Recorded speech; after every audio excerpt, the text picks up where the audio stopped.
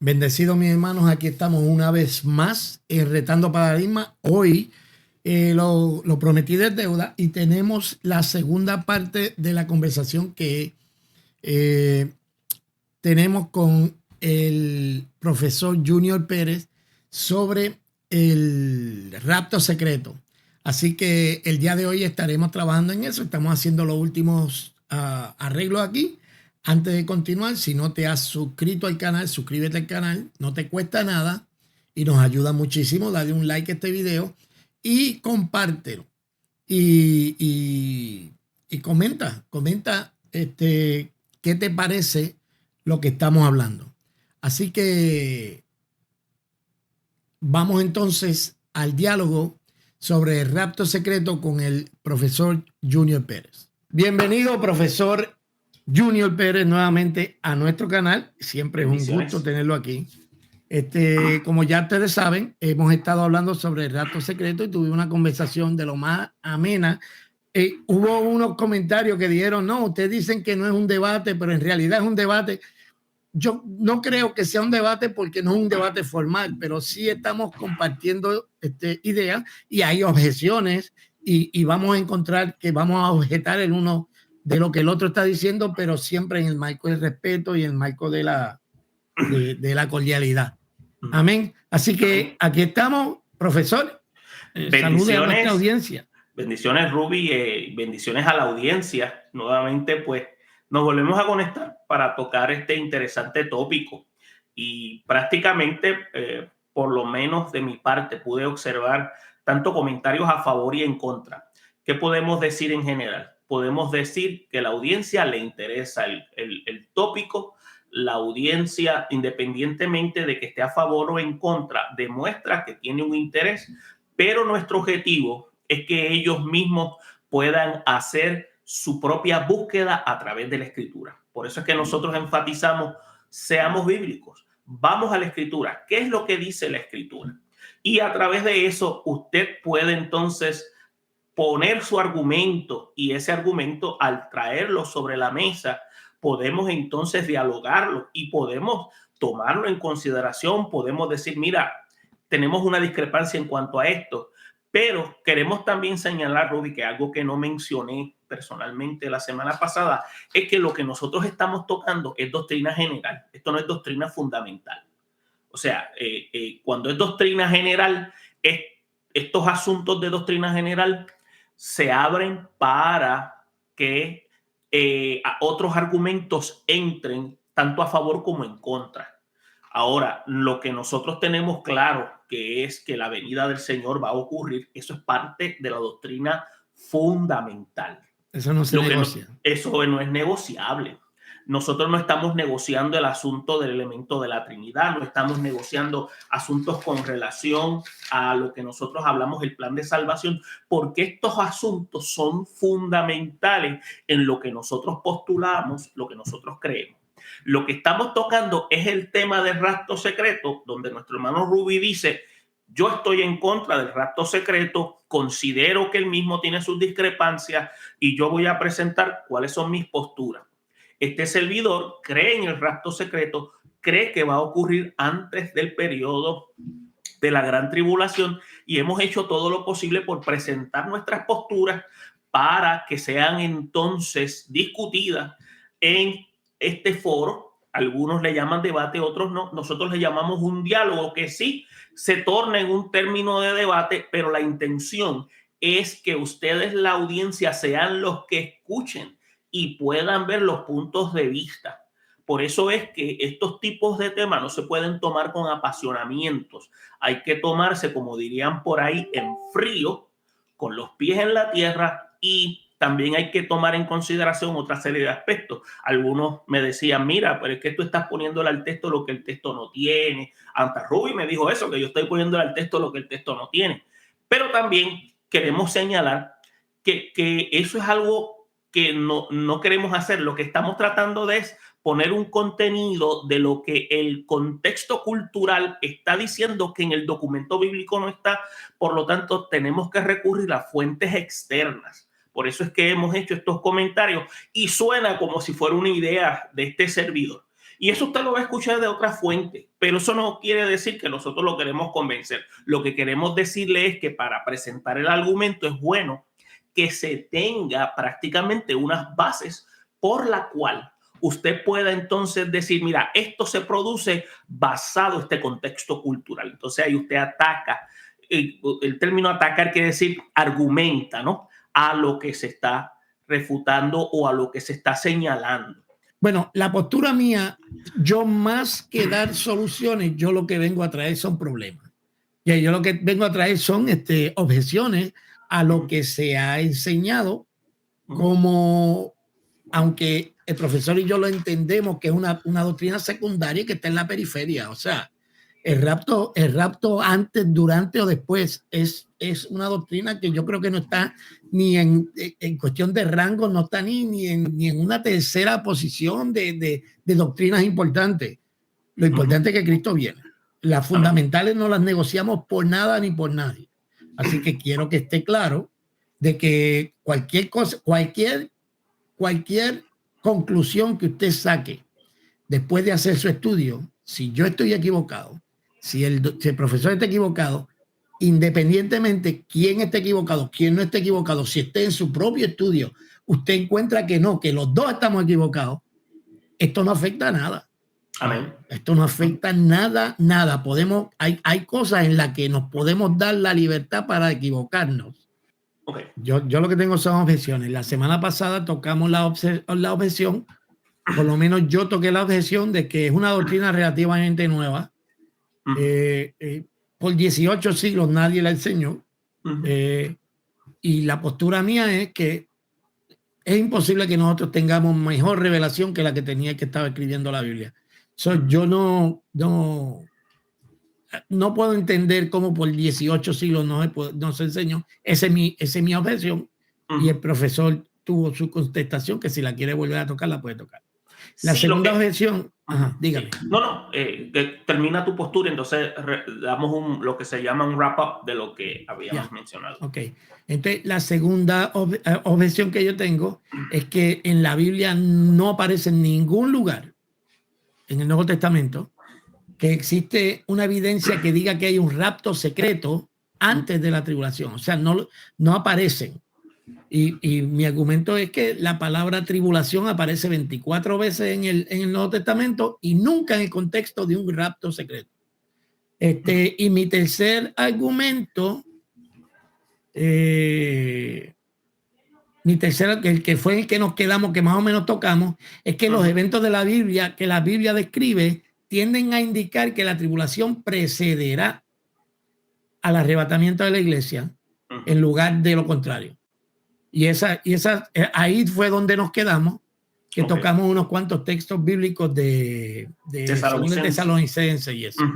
Sí. Ahora si usted quiere para entonces darle la vuelta a esto y seguir con lo próximo, seguimos. Sí, lo que habíamos señalado en cuanto a las primeras objeciones, el número 1, que estábamos viendo que la iglesia había nacido, que la iglesia estaba en ese proceso de comenzar a conocer el propósito del plan de proclamación, pero a la misma vez Dios estaba capacitando a la iglesia, pero también Dios estaba dando a conocer unos misterios, y habíamos dicho que los misterios no es lo misterioso, sino que lo que Dios tenía reservado lo da a conocer a través de la iglesia. Y un detalle interesante es que el mismo apóstol Pablo habla de su propia experiencia personal, donde él dice que no sabe si salió del cuerpo, que él estaba en un lugar que era extremadamente espectacular, pero que no se le fue autorizado a hablar del mismo, pero sí podemos inferir de que sí se le dio una información que también se le dijo que compartiera con la iglesia en un momento dado. Y una de ellas fue eso.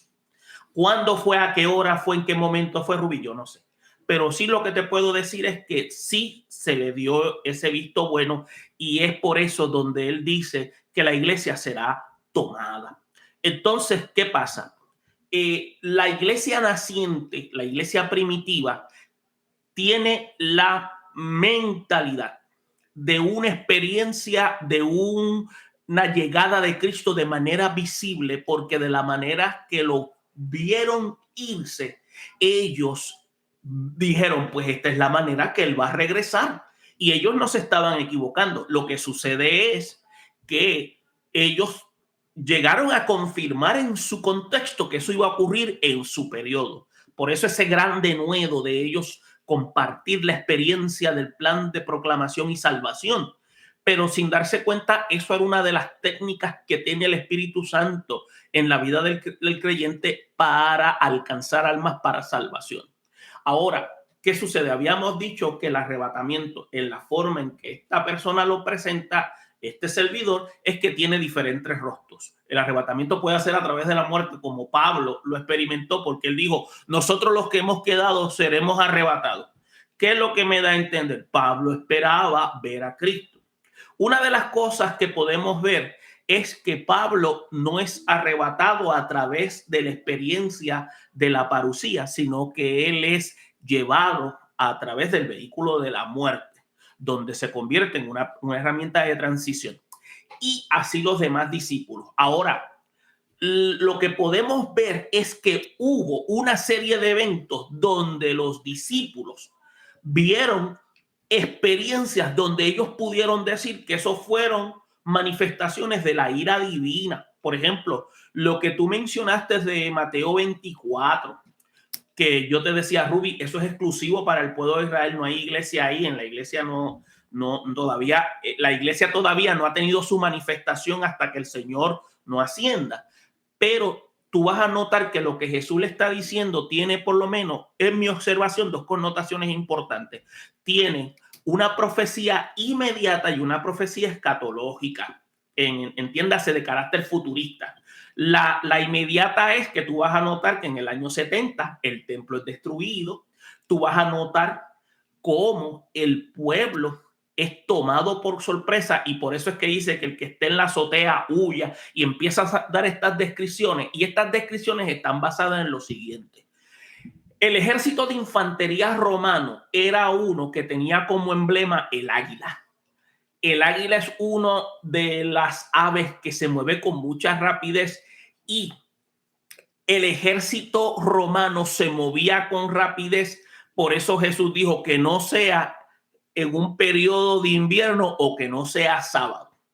¿Por qué? Porque en el invierno es más difícil caminar. Las mujeres que están embarazadas se les va a hacer sumamente difícil, porque el ejército que tiene el imperio es uno que se mueve a gran velocidad.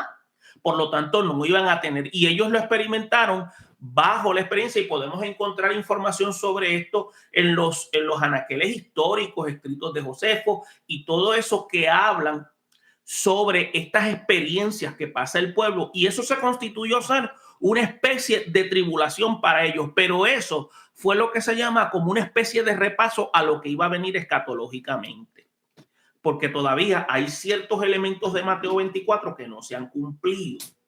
Por lo tanto, quedan en ese espacio. Y es bien interesante, porque entonces, al quedarse ahí, la iglesia, que es la que tiene el batón, es la que está proclamando, alcanzando almas, pero a la misma vez hay algo que me llama la atención. Pablo tiene su experiencia, pero entonces, ¿qué sucede? Pablo escribe desde el año 51 al 67. Y él habla simplemente de esa experiencia del arrebatamiento. Pero ¿cuándo es que Juan tiene la experiencia sobre el periodo del fin de la era? Lo que nosotros llamamos la gran tribulación, como ese evento donde Dios se va a manifestar y su ira se ha de llevar a cabo contra las naciones prevaricadoras, y también en el proceso de tratar con el pueblo de Israel. Eso tú lo vas a ver entre el año 91 y el año 96. Por lo tanto, no hay ninguna conexión. No hay conexión en cuanto en el término literal, pero sí hay conexión en el término inspiracional. No sé si entiendes lo que estoy tratando de mencionar. ¿Por qué? Porque hubo unas etapas donde Dios estaba trabajando con el pueblo, y entonces es ahí, Ruby, donde nosotros empezamos a, digamos, a deducir, a de manera implícita decir, mira, Ruby, yo entiendo que lo que dijo Pablo se está refiriendo antes de lo que va a ocurrir, antes de que la ira de Dios se derrame en ese día escatológico. Okay. Entonces, ¿pero qué sucede? Eso es lo que deducimos nosotros, pero todavía Juan no había tenido la experiencia. Juan tiene la experiencia después. Entonces tú ves al mismo Jesús que se le revela al mismo Juan. le habla y Juan escribe lo que se llaman reportes informativos a 7 iglesias. Había más iglesias, pero esas son las iglesias que fueron seleccionadas. Entonces les habla de sus condiciones, le habla de sus estatus espirituales, pero también habla más adelante de otros acontecimientos que va a ocurrir a nivel global. Y también habla de unos acontecimientos que van a ocurrir a través de la nación de Israel. Cuando vamos a buscar el concepto iglesia, no aparece después que él trabaja con las 7 iglesias y sus condiciones, sino que se nota más bien el trato de Dios con el pueblo de Israel basado en una promesa ya establecida y también con una humanidad que todavía está en un estado de apostasía. Bueno, entonces, en eso es que nosotros nos basamos. Ok. Vamos a, déjame ver, para no volver a retomar lo que ya discutimos. Lo único que yo, en cuanto a Mateo 24, que fue donde nos quedamos un rato. Sí. Mateo 24, o sea, la pregunta que se le hace a Jesús es, ¿cuándo será? Déjame buscarlo aquí para leerlo textualmente. Estando en el Monte de los Olivos, se acercaron los discípulos en privado, a quien Jesús le está hablando a los discípulos, diciendo, dinos cuándo sucederá esto, qué es lo que va a suceder, lo que Jesús había dicho, que se iba a destruir el templo. Sí. ¿Cuál será la señal de tu venida y de la consumación de los siglos? Aquí, obviamente, claro, Jesús estaba hablando de la destrucción del templo y de lo que vendría más adelante. Exacto. Entonces, lo que Jesús está describiendo aquí en Mateo 24, independientemente que argumentamos que no, que el evangelio está escrito para cristianos, pero aunque sean cristianos judíos, pero eso es un punto y aparte, porque no, eso no es el punto. Es que Jesús está describiendo la pregunta que se le hace, ¿cuál es la señal de tu venida? Yo puedo entender si Jesús estaba hablando de cuando se destruyera el templo. Jesús está hablando de todo eso. Y después habló de la gran tribulación. Y después de la gran tribulación, entonces se verá la señal del Hijo del Hombre. Y lo que se describe en Mateo 24 es consono con lo que se describe en Segunda de Tesalonicenses. Es prácticamente el mismo evento. Ese es el argumento. Independientemente si el capítulo 24 es para los judíos o no, Jesús está describiendo su venida y él describe su venida después de la gran tribulación. Y como la describe con un poco de detalles menos, un poco de detalles más, como la describe el apóstol Pablo. Y ese es el argumento en cuanto a Mateo 24.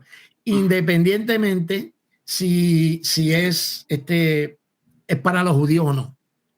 Lo que Jesús está describiendo son las señales de su venida. Y él dice que antes de su venida va a haber una gran tribulación. Sí. Cuando yo menciono que digo que es para el pueblo de Israel, me estoy refiriendo en cuanto a ese momento de trato. Pero tú acabas de mencionar algo importante. O sea, el documento incluye a la iglesia actual en cuanto a lo que es comportamiento, trato, condiciones. Porque acuérdate, el aspecto importante, y es que cuando nosotros leemos, en este caso Mateo 24, que tiene un seguimiento con Mateo 25, que termina hablando de las vírgenes, tenemos que ver el asunto de que ellos tenían ese orgullo de lo que Herodes había hecho con el templo y todas estas cosas, pero Jesús prácticamente, como diríamos por ahí, los quiso bajar de esa nube. O sea, miren, de esto que ustedes ven aquí, de esto no va a quedar absolutamente nada. O sea, entonces eso es una profecía de carácter inmediato. Jesús no le dijo que era en el año 70, sino simplemente le dijo que lo iban a destruir. Ahí es donde surge lo que tú mencionas. Oye, entonces, ¿cuándo va a ser ese día? Entonces, Jesús, como conoce la intencionalidad, él empieza a describir, pero no da en detalle, sino que presenta sus puntos y presenta condiciones, porque lo que está resaltando es la condición. Por eso es que dice, y estando sentado en el monte de los olivos, dice, los discípulos se acercaron aparte diciendo, ¿cuándo serán estas cosas y qué señal habrá de tu venida? Entonces, la respuesta que él da Y él dice, mirad que nadie os engañe. Entonces, ¿por qué él le responde de esa manera? Una de las cosas que Jesús le quiso decir siempre a los discípulos era, cuídense de la levadura de los fariseos y la de la levadura de Herodes. Los fariseos, porque los fariseos les gustaba que apantallar frente al Pero público. los fariseos no están en este contexto. No. A lo que me estoy refiriendo es a la frase cuando dice, cuidado que nadie os engañe. O sea, y continúa, cuidado que nadie os engañe, y nos dice, porque van a venir en el futuro. Van a venir. Porque van a venir. Acuérdate que se está hablando con un contenido de carácter futurista. Por eso es que cuando él está hablando, el verbo tiene una continuidad con la cual no tiene fin. Quiere decir que va más adelante. Ahora ellos, acuérdate, cuando ellos están escuchando, da la intención de que ellos están percibiendo todo eso para su momento. La iglesia, que es la que ahora tiene el Espíritu Santo, entiende, comprende que todo lo que Jesús estaba diciendo tenía una profecía de carácter inicial y una profecía de carácter escatológico, que es lo que nosotros posiblemente podamos ver, como tampoco a lo mejor podamos ver, pero sí estamos viendo de que eso tiene lo que se llama una espiral ascendente de todo ese comportamiento. Cuando yo uso la expresión de esta expresión de no engañe, es porque Jesús siempre le quiso dejar saber a los discípulos que ellos tenían que estar prestos, porque Jesús le había enseñado ciertas cosas que eran básicas, esenciales, rudimentos, que ellos no se podían dejar de poner sobre manos de maestros engañosos. Y es lo importante aquí. Por eso es que entonces Jesús le va dando este detalle en cuanto a lo que va a ocurrir. Ahora, yo tengo que admitir algo que tú señalas. O sea, no hay un pasaje que diga que va a ocurrir antes la gran tribulación, el rapto secreto. No lo hay. Eso no lo hay. Eso tengo que admitir, eso no lo hay. Entonces, la pregunta que surge, entonces, ¿por qué tú llegas a esa deducción? Bueno, por derivación lógica basado en el patrón en la cual Dios se comporta con los suyos. Esa es mi posición. Esa es la forma en que yo veo cómo el Dios de la Biblia, cada vez que va a emitir juicio, antes de emitir su juicio, remueve a aquellos que son justos para derramar su justicia sobre aquellos que han andado en pecado. Entonces, o los libra. Porque en el caso de Noé los libró, no los sacó del diluvio, sí. Los mantuvo en el diluvio, pero estuvieron a salvo. Exacto, o sea, en el caso de Noé se puede ver en esa condición. O sea, el arca es una representación de salvación porque entran a ese lugar donde, a pesar de que la gran tribulación de ese diluvio estaba ocurriendo, ellos no fueron afectados. Yeah. Entonces, o sea, que se pueden tomar como analogías. Muchos de los especialistas pues las usan, otros no las utilizan. A mí me gusta utilizarlas. Porque digo me gusta porque estoy viendo cómo Dios se comporta al trato con los justos. Porque si tú vas a ver, y que mencionaste el caso de Noé, dice que era hombre justo. Y el término justo, aunque no lo dice en el pasaje, demuestra que tenía temor de Dios. Y eso es lo que nosotros definimos como una vida de santidad. Y quiere decir que cuando dice la gente se casaba y se daba en casamiento, eso... Si lo leemos literalmente, dice, pero eso la gente lo hace todos los días. No, pero esa expresión podría ser conocida como una especie de hebraísmo, es decir, la gente andaba como si Dios no existiera.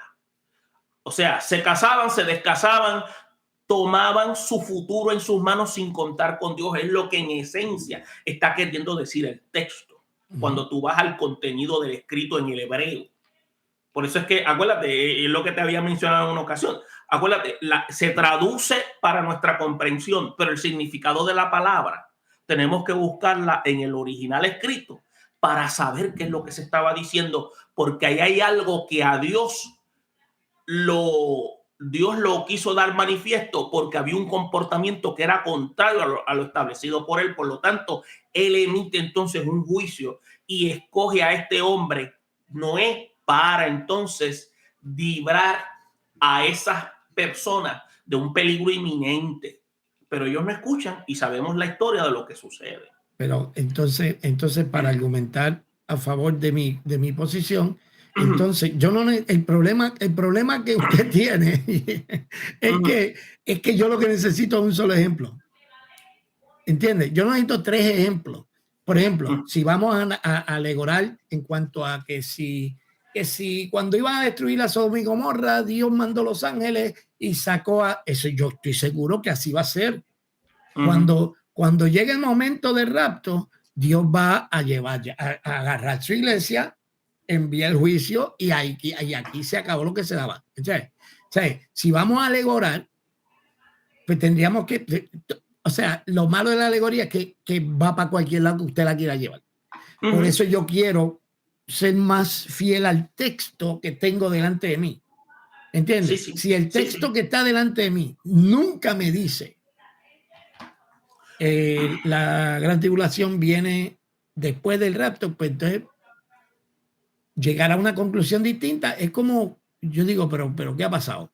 Sí, lo que sucede es que acuérdate que como el documento de los de Tesalonicenses no es un documento que se enfoca al rapto secreto, sino que es una carta de exhortación. Simplemente eso es un comentario que surge, que todo lo que está es inspirado, pero también Dios permitió que ese comentario se diera a la luz para la salud emocional y espiritual de los de Tesalónica, pero eso iba a tener una trascendencia para nosotros. Entonces, ¿qué sucede? Como no hay lo que tú estabas mencionando anteriormente, o sea, no dice que va a ser antes, no dice que va a ser después. Entonces, sí dice que va a ser después. Pero eso es lo que yo quiero que tú me enseñes. Ok, pues Mateo 24. Mateo 24. Ajá. Vamos a compartir la pantalla para leerlo juntos. Ok. Déjame compartir pantalla aquí, y estoy acá, y aquí nos fuimos. Ok. Mateo 24. Ya hemos hablado sobre eso. Dice, y estando sentado en el Monte de los Olivos, Jesús entonces empieza a dar toda esa explicación que ya nosotros hablamos. Y dice, el verso 21 dice, y entonces habrá gran tribulación, cual no ha acontecido desde el principio del mundo hasta ahora ni acontecerá. Y ahí sigue dando toda su explicación y dice, verso 29, pero inmediatamente después de la tribulación de esos días, el sol se oscurecerá, la luna no dará su luz, las estrellas caerán del cielo y las potencias de los cielos serán sacudidas. Entonces aparecerá en el cielo la señal del Hijo del Hombre, y entonces las tribus de la tierra harán duelo y verán al Hijo del Hombre que viene sobre las nubes del cielo con gran poder y gloria, y enviará a sus... Aquí, que esta es la parte que es consona con lo que está diciéndonos según de Tesalonicenses, dice, y enviará a sus ángeles con una gran trompeta y reunirán a sus escogidos de los 4 vientos desde un extremo de los cielos hasta el otro. Lo que nos está diciendo es, primero, que es inmediatamente después de la tribulación. Nos está diciendo que va a enviar los ángeles con una gran trompeta, va a enviar los ángeles y reunirán a los escogidos. ¿Dónde? En los cielos, de un extremo al otro de los cielos. Y cuando lo vemos en 2 Tesalonicenses, bueno, esta no es porque es el capítulo 4, ¿verdad? Primera Tesalonicenses, ¿cuál es el otro? 4, búscate 4:15 al 18. Déjame, yo creo que yo lo tengo aquí. Ok. Tesalonicenses, a buscarlo aquí rapidito en vivo. Es Primera Tesalonicenses, ¿verdad? Primera Tesalonicenses 4. Déjame darle para aquí. Es que como tengo el font bien grande para que se vea. Ok, 4. Dice, dice, porque decimos esto en palabra del Señor, que todos, sino que el Señor pereceremos, durmieron, pues el mismo Señor descenderá del cielo con voz de mando, con voz de arcángel y con trompeta de Dios, y los muertos en Cristo resucitarán primero. Aquí Pablo nos está dando unos detalles que no me está dando Cristo, pero el acontecimiento es prácticamente el mismo. Entonces nosotros los que estemos vivos seremos arrebatados y estaremos con el Señor para siempre. Hay voz de arcángel, hay trompeta, hay levantamiento de gente. El texto Lo que Sí, está escribiendo aquí. no, se oye espectacular, pero lo que sucede es, o sea, no es que estoy diciendo, o sea, que eso que estás diciendo está incorrecto, porque eso es una de las vías de interpretación que se pueden notar. Pero cuando me mencionaste Mateo 24, yo te había comentado a ti, ¿dónde está la iglesia en Mateo 24? Es que es irrelevante si la iglesia está o no. No, es relevante. Es irrelevante porque No, Jesús de lo que está hablando es de su venida y aquí está hablando de su venida. Aquí está hablando de rapto. Él está hablando aquí, entre el versículo 15 al 17. Pablo está describiendo de un evento que va a ocurrir. Venida es algo totalmente distinto. En venida nosotros estamos con él. Por eso es que tú vas a notar que cuando en Mateo 24 él habla. ¿Cuántos arrebatamientos hay? Porque en Mateo 24 nos está diciendo que él va a mandar a sus ángeles a recoger a todos sus escogidos. Búscalo en Mateo 24 para no. Míralo aquí. Ajá, dime. No lo ves. Sí, no, estoy viendo, pero lo que estoy viendo aquí es está en el versículo 29. El 31 estoy. Dice, y enviará a sus ángeles con una gran trompeta y reunirá a sus escogidos de los cuatro vientos, desde un extremo de los cielos hasta otro. Entonces, eso no es un arrebatamiento. No, porque no fueron a buscar a nadie. Lo que viene aquí, lo que dice es reunir. Búscate si reunir y arrebatar es lo mismo. Ok. Segundo. Ahora vamos a 2 Tesalonicenses. Ajá. Dice, con respecto a la venida del Señor, de nuestro Señor Jesucristo y a nuestra reunión con Él, porque si la palabra que en controversia es reunir, Pablo dice, con respecto a la venida del Señor, hay una sola venida, y nuestra reunión con Él, ¿cuántas reuniones con Él hay? Os rogamos, hermanos, que no seáis sacudidos fácilmente por cualquier modo de pensar. Esto es lo que habíamos hablado de que alguien estaba diciendo que ya el día del Señor había llegado, pero él dice que el día del Señor, que nadie lo engañe de ninguna manera porque no vendrá. ¿Qué es lo que no vendrá? El día del Señor, nuestra reunión con Él y la venida del Señor. Son tres cosas que van a pasar al unísono. No. Sí, lo que sucede es que reunión, dice, acuérdate que tienes que ver lo que el contexto está señalando. La preocupación de los de Tesalónica era lo que habíamos mencionado en la última. Sí, profesor, pero escúcheme. La cosa es, yo entiendo qué era lo que estaba pasando en la iglesia. Lo que estaba pasando en la iglesia no cambia el contenido de lo que dice la carta. La carta dice que la venida del Señor, nuestra reunión con Él y el día del Señor no vendrán hasta que se manifieste el anticristo y todas estas cosas. Cuando vemos Mateo 24 dice, Jesús está hablando de las señales de su venida, en las señales de su venida. Él dice que inmediatamente después de la tribulación verán la señal del Hijo del Hombre y Él enviará a sus ángeles a tomar su escogido o a reunirlos. ¿Cómo los reúne? ¿Cómo los reúne? Sí, de un extremo de los cielos al otro. Está hablando prácticamente de los puntos cardinales. Sí, de toda la tierra. De toda la tierra. Eso es lo que se refiere. Ahora, ahí se está refiriendo a los que creyeron en el periodo de la gran tribulación y a los escogidos, que se refiere a ese grupo del pueblo de Israel que creyó, pero nosotros ya estamos con él. Okay. Entonces, pero espérate, ¿dónde se desprende eso del texto? ¿Dónde eso te podría preguntar yo también a ti. ¿Dónde se desprende eso del texto? Porque en el 24 se le está hablando nada más a una comunidad hebrea. No hay iglesia ahí. Entonces me estás diciendo que es irrelevante que la iglesia no está. Sí, entonces, es irrelevante. Porque Jesús está hablando de su venida. Está hablando de su venida, pero él está hablando de su venida, pero él está hablando en un contexto a un pueblo de carácter escogido. La iglesia no es escogida. No, la iglesia es escogida. La iglesia es un misterio. Acuérdate, la iglesia es un misterio. Y eso no te lo estoy diciendo yo. No, es que el misterio, bíblico. El misterio hasta que se revela. Ya ahora, la iglesia, ya el misterio fue revelado por Pablo. La iglesia se reveló el día de Pentecostés. Ok, y Pablo después se las explicó. Entonces, dentro de los escritos. O sea, los hermanos de la iglesia. Digo un misterio. Acuérdate, no todo Jesús se lo dijo al pueblo de Israel. Acuérdate, los 12. Cuando Jesús está hablando a ese grupo, 12 es una representación de la nación, porque es los que creyeron, pero esos 12 son los que están representando a la nación de Israel, donde Dios le está diciendo qué es lo que va a pasar con ellos.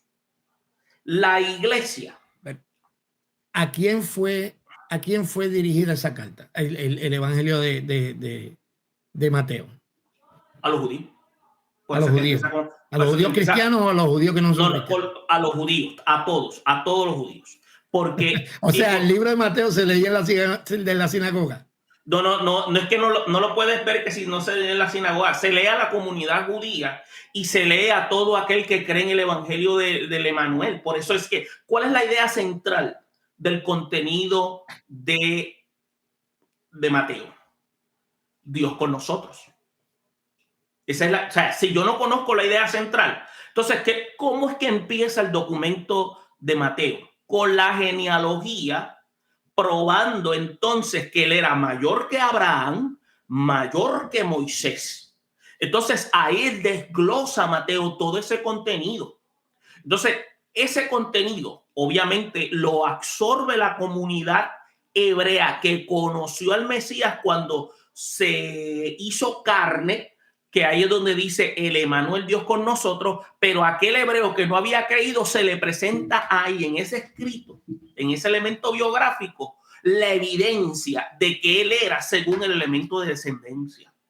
Se le presenta. Sí, no. Entonces, eso sí, en eso estamos claros. Sí. Entonces, la razón por la cual, o sea, ahora la audiencia tiene que entender esto. Cuando decimos que es para el pueblo de Israel, para la nación judía, era en cuanto a ese elemento como prueba. ¿Para qué nos sirve a nosotros? Para demostrarnos que el acuerdo, la alianza que Dios había hecho, Dios no la ha roto, Dios la ha mantenido. Entonces, acuérdate que la promesa que Dios hizo con un hombre, que fue Abraham, que de ese hombre sale una nación, esa nación se corrompe y Dios ha venido tratando con esa nación, pero la alianza Dios la mantuvo con un hombre. Por eso es que ¿dónde es que Israel nace? Israel nace en el monte Oreb. Búscate Éxodo 20 y te vas a dar cuenta. Ahí se le da una constitución, se le dan 10 mandamientos. Y esos 10 mandamientos se convierten en 613, porque se van, poco a poco se fueron. Sí, pero nos estamos Mateo 24 está hablando de la venida. Jesús le está preguntando. Está hablando de la venida, pero está hablando de la venida donde el pueblo judío que no creyó lo va a ver. Ok, eso no tiene que ver con la iglesia. Eso. No, porque la iglesia creyó sin ver. Esa es la gran victoria que tiene la iglesia. Que la iglesia proclama un Cristo que nunca ha visto. La iglesia proclama un Cristo que todavía no se ha reunido con él. Y lo único que se le dejó como elemento. Perdóneme. No, lo que pasa es que la iglesia se fundamenta en el testimonio de los que vieron a Cristo resucitado. Pues claro. Ahí es donde pues no puede ser que los que creyeron sin ver. No, pero tienes que verlo en todo su panorama, porque acuérdate, ¿qué es lo que nos da a nosotros la base de lo que nosotros proclamamos como que lo que nosotros decimos es la verdad? Que Cristo vino por primera vez, ejerció su ministerio, murió, resucitó y dijo que venía por segunda vez. Ese elemento base constituye ser la esperanza bienaventurada de nosotros. Entonces, ¿qué pasa? Tú y yo somos iglesia, tú y yo nunca hemos visto a Cristo, tú y yo creímos en el mensaje.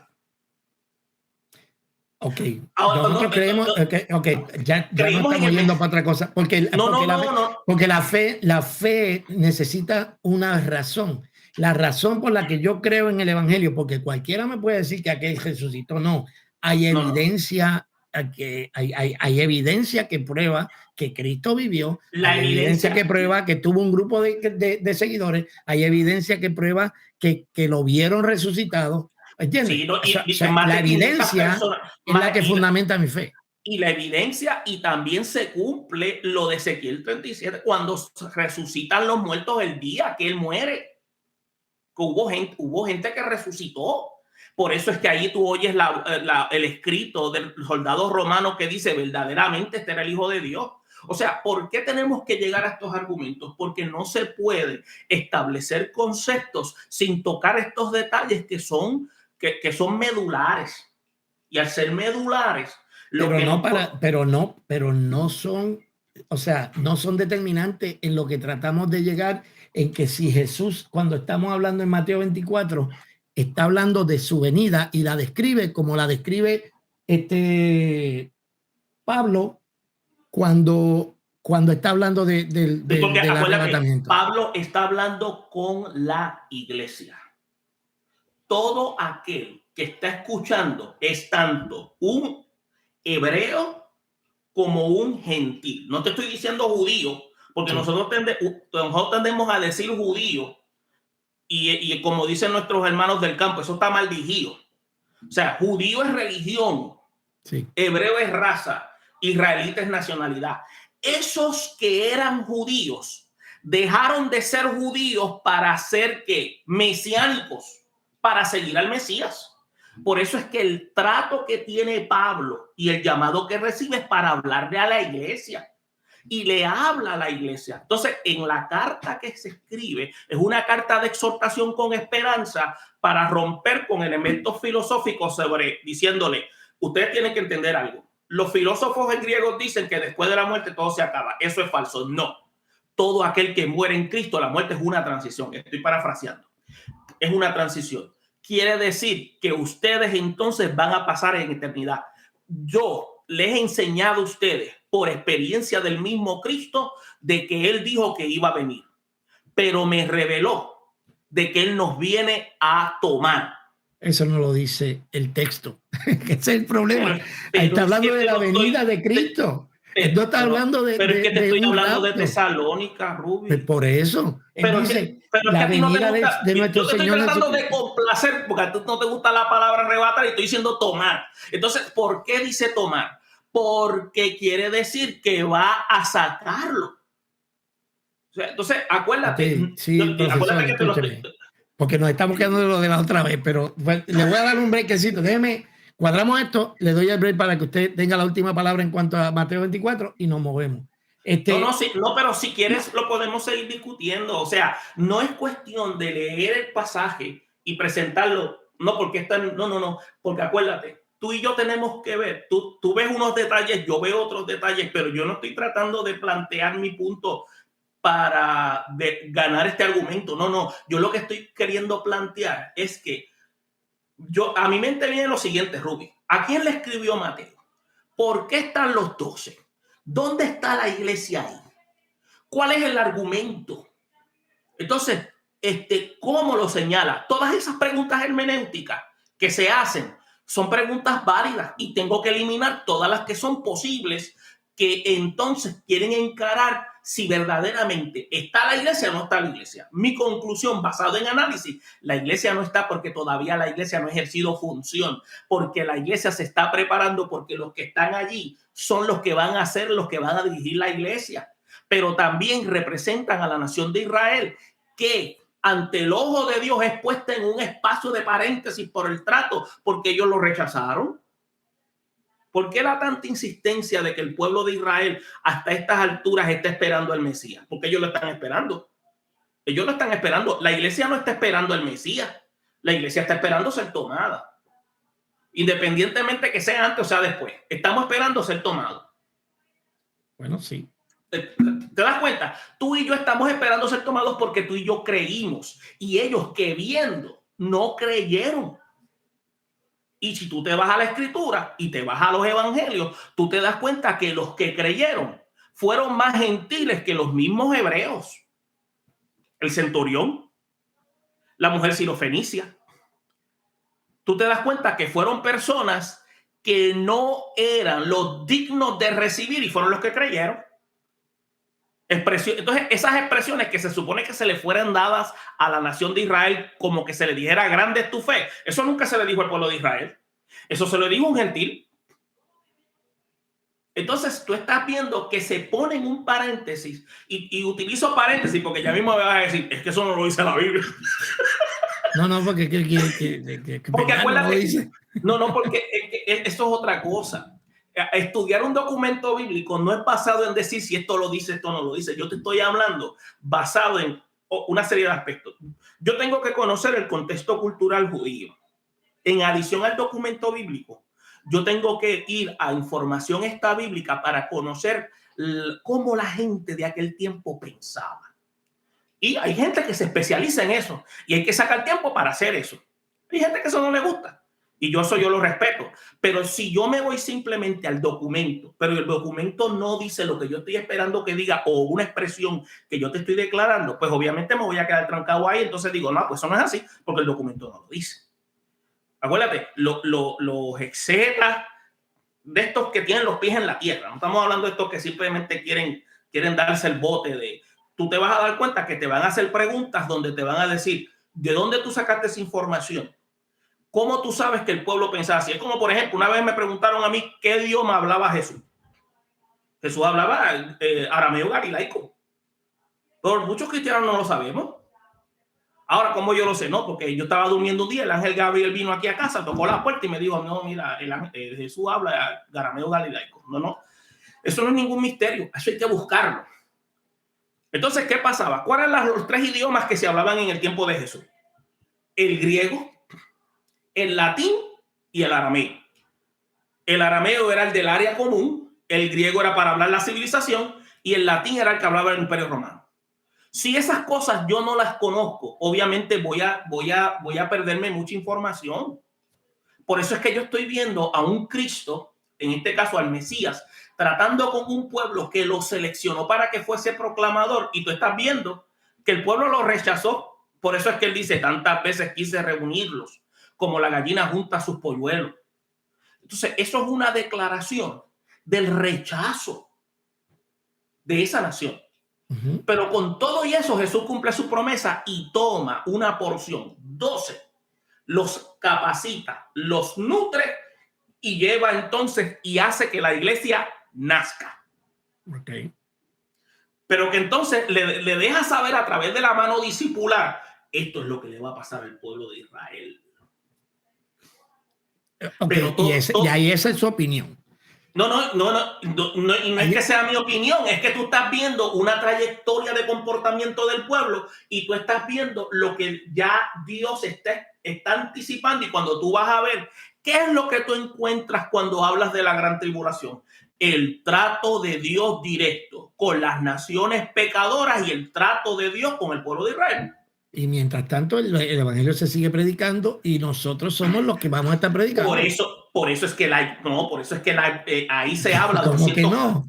Porque se habla de los 144,000 que son los que se toman en ese periodo para que los que proclamen junto con los dos testigos, que son los que van a proclamar también, para que la gente pueda entender que el pueblo de Israel era el que tenía y tiene el Dios verdadero. Entonces la iglesia, ahí es cuando la iglesia va a aparecer. La iglesia va a aparecer cuando Cristo venga en esa declaración que tú leíste de Mateo 24. Tú y yo vamos a estar ahí.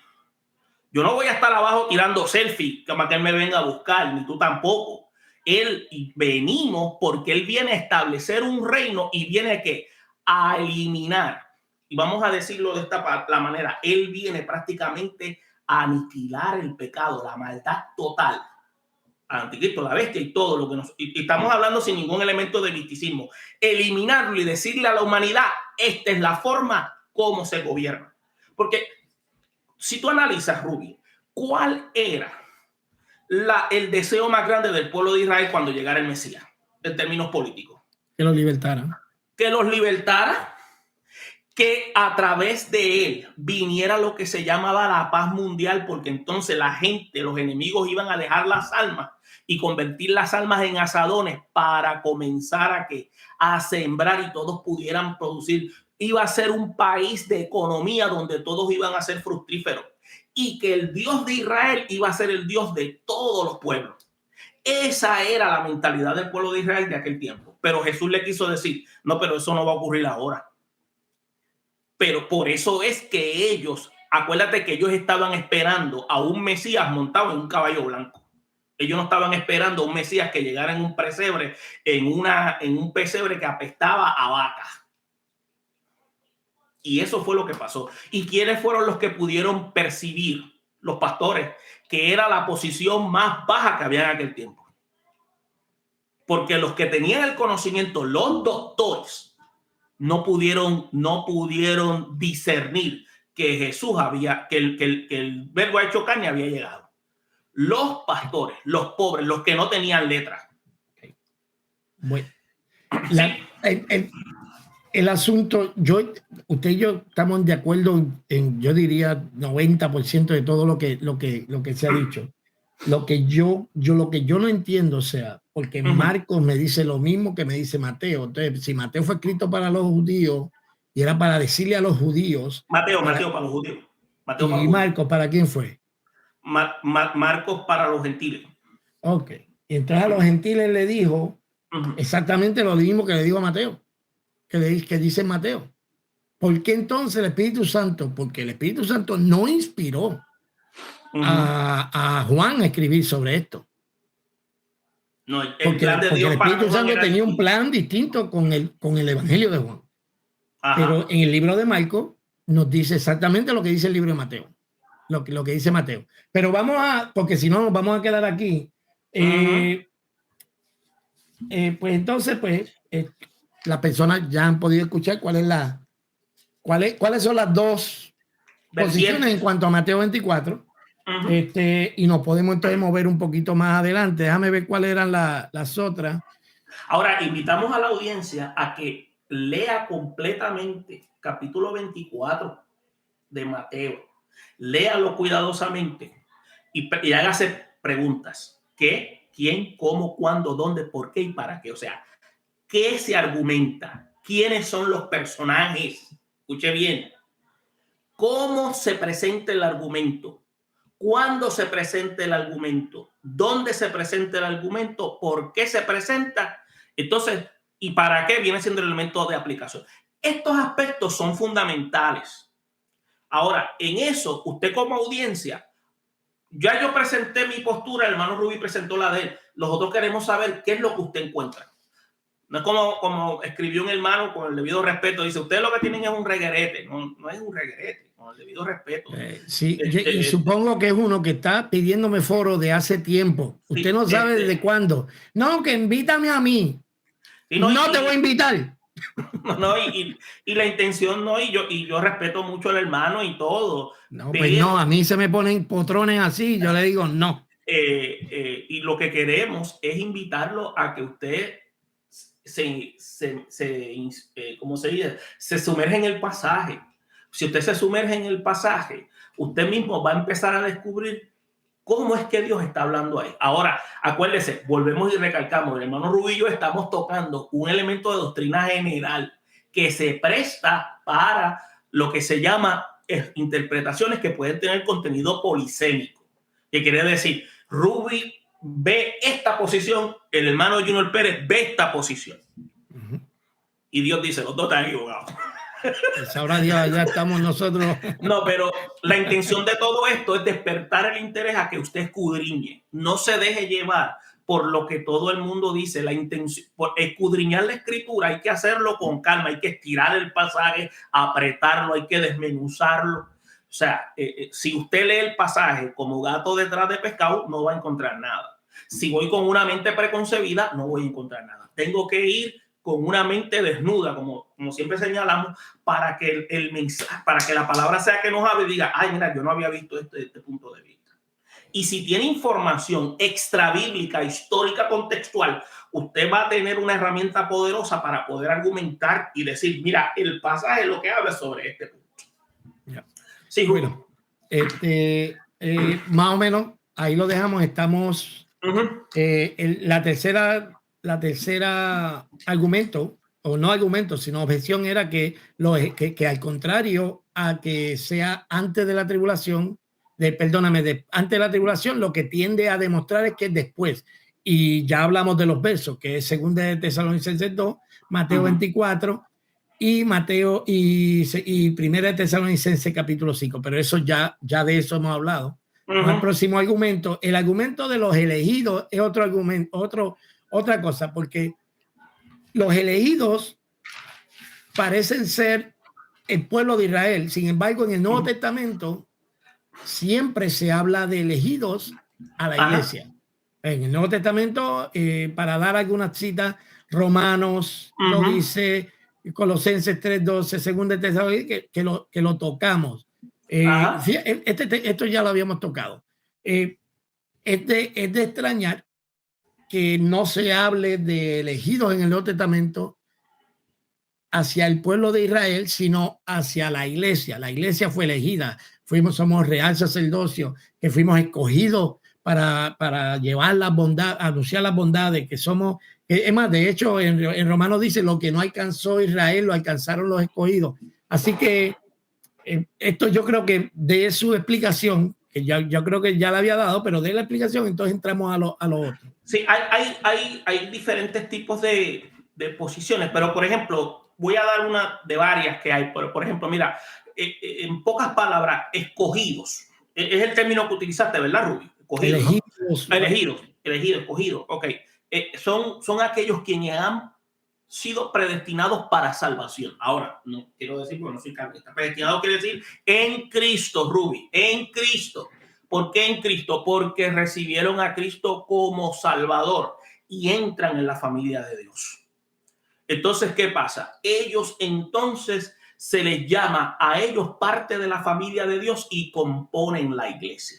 Ahora, este término, tú dices que aparece, ¿cuántas veces me señalaste? No me acuerdo cuántas veces. Yo no creo que lo tenga aquí. Pero, okay, pero todas las veces que aparece es hablando de la iglesia. Sí, lo que hay, eso es lo que hay que verificar. En muchas ocasiones ese término está dirigido a iglesia, pero hay momentos donde puede estar dirigido a la nación de Israel. Entonces, el concepto que Dios elige a los que va a salvar, eso le voy a decir una cosa, eso no es polémico. Todo aquel que reciba a Cristo como Salvador recibe la salvación. Escuche bien. Esto no es que Dios escoge a unos y a otros no. Y si un hebreo recibe a Cristo, él es parte de la iglesia. Es parte de la iglesia. Y cuando el Señor venga a levantar la iglesia, él se va con la iglesia. Por eso es, Ruby, ¿te acuerdas cuando estuvimos hablando de Romanos, la triada de los capítulos 9, 10 y 11? Porque deja claro que todo aquel que recibe a Cristo es parte de la iglesia. Otro punto es que tenemos que ver que el concepto de elegidos es para separarlos totalmente de aquellos que no viven en vida de pecado, sino que viven conforme a la voluntad de Dios. Vamos a hacer lo más simple posible para que usted pueda entender lo siguiente. Ahora, en el libro de Apocalipsis, cuando se habla, y en Mateo 24, ese término elegidos podría dar una connotación que suena a iglesia, pero ahí a elegidos tiene una connotación que se refiere a la nación, a Israel como nación. ¿En cuál? Perdóneme. En el documento de Apocalipsis, como tanto en lo que se habla del libro del documento de Mateo 24. Porque todo va a depender del contexto donde se está utilizando. Pero es cierto lo que tú estás mencionando. Casi todo lo que se menciona es iglesia. Y muchos caemos en la postura donde entonces decimos, pues entonces la iglesia va a experimentar el periodo de la gran tribulación. Es lo que decimos. Pero entonces ahí es donde tenemos que ver qué es lo que el contexto está diciendo y cómo se utiliza. Acuérdate que hay palabras que pueden significar lo mismo. ¿Te acuerdas que estuvimos hablando de tribulación e ira? Creo que tú, no sé si fuiste tú o alguien lo comentó, de que esos eran conceptos diferentes. Sí, es que aún en la pura definición son sí, porque aunque tienen definición, hay que ver también cómo es que se utiliza en el texto, porque y es bueno también presentarlo. Pero en el concepto de elegidos, es aquellos que han recibido a Cristo como Salvador, contenido en el Nuevo Testamento. En el Antiguo Testamento, elegido, ¿a quién se refiere? A la nación de Israel. Sí, porque allá está hablando de una historia distinta. Sí, entonces cuando va a tratar con el pueblo de Israel en el documento de Apocalipsis, utiliza el término elegidos. Entonces, eso hay que verlo. Y déjame decirte, Ruby, eso tiene polémica. Porque la polémica que tenemos tú y yo en cuanto a decir, por ejemplo, que tú planteas que es la iglesia, yo planteo que no es la iglesia, sino que es la nación en la cual creyeron, donde se selecciona ese grupo de 144 que proclaman, donde también esa palabra se lleva. Nosotros simplemente los que creemos en la posición tribulacionista, creemos que es al pueblo de Israel, que es el que va a ser prácticamente el instrumento proclamador en ese tiempo. Pero entonces, para pasar a lo próximo, la postura suya, a ver si la entiendo bien, cuando en Mateo 24 dice los elegidos, no está hablando de la iglesia, está hablando del pueblo de Israel. Sí, esa es mi posición. Ok. La posición mía es que cuando está hablando de elegido, está hablando de todo el que ha creído en Jesucristo. Ok. Seguimos. Ahora bien, esta parte bien interesante. Y es un problema de las resurrecciones. Oh, wow. Ok. Aquí vamos a tener que ir a la Biblia. Ok. Déjame compartir pantalla. Déjame cómo hago aquí, que tengo 30 cosas abiertas. Ay, Dios santo, ¿cómo es? Aquí, y vamos a compartir pantalla de nuevo. Aquí estamos.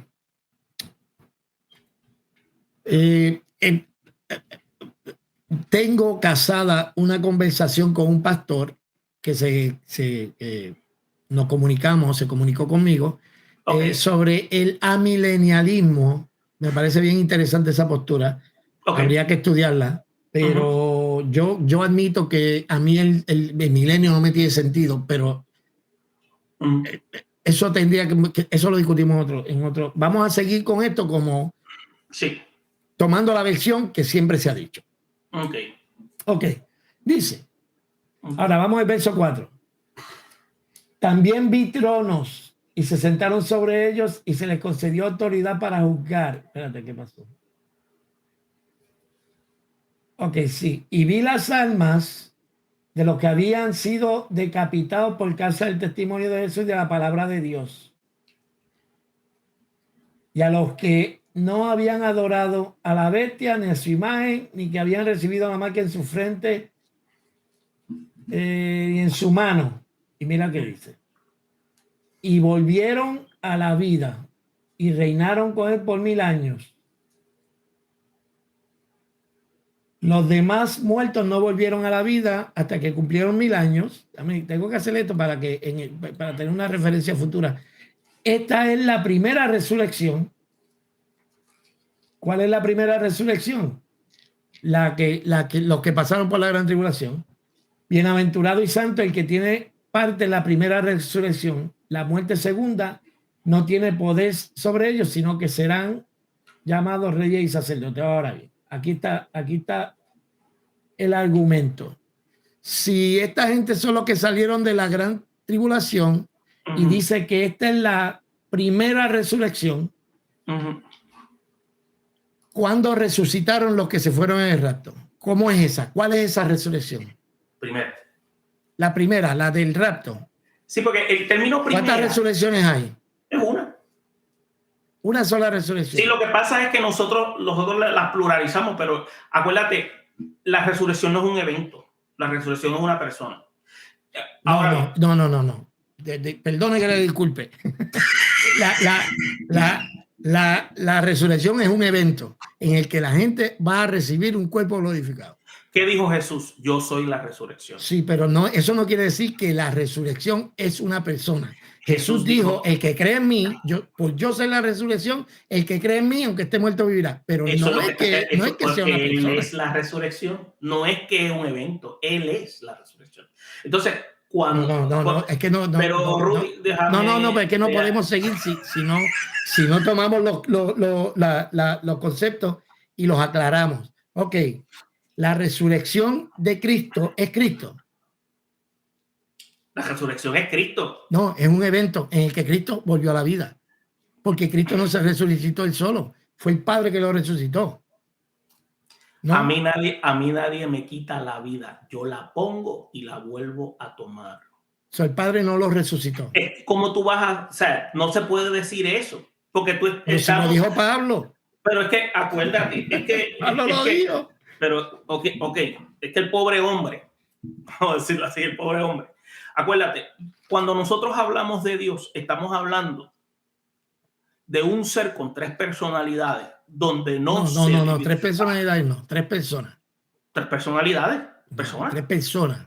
Porque yo puedo tener una persona, yo puedo cambiar de personalidad, depende de la circunstancia. No, personalidades, ¿por qué? Porque es diferentes tipos de trato en la manera en que se trabaja. Por eso es que se usa, son tres personalidades, pero es un solo individuo. Ok. Basado en eso, acuérdate, vamos organizando en cuanto a la Trinidad. Eso sí es importante que lo dejemos claro. Sí, no, porque acuérdate. Son tres personas. Distintos uno del otro, pero uno en esencia. La Trinidad es una pluralidad dentro de una singularidad absoluta. Que se manifiesta. Son tres personas. Tres personas en un ser. En una sola esencia. En un solo ser. Tres personas constituyen Dios. Ahora, tienes que dejar que yo haga mi expresión teológica, porque tampoco es que uno me deja hacer mi expresión teológica. Sí, no, porque es que ¿sabes qué pasa? Que nos envolvemos, nos vamos para otro lado y dejamos el término ahí guindando. No, es lo que te había mencionado anteriormente, Rubia. Acuérdate que estos temas, estos asuntos, cuando tú tocas Trinidad y todas estas cosas, te obligan en un momento dado pegar un frenazo, hacer un paréntesis, aclarar y seguir. Entonces, eso es lo que pasa. Acuérdate, Jesús dijo, yo soy la resurrección y la vida. Otra cosa, él dijo, a mí nadie me quita la vida. Yo la pongo y la vuelvo a tomar. Otra pregunta, ¿cómo es la única manera que nosotros vemos a Dios?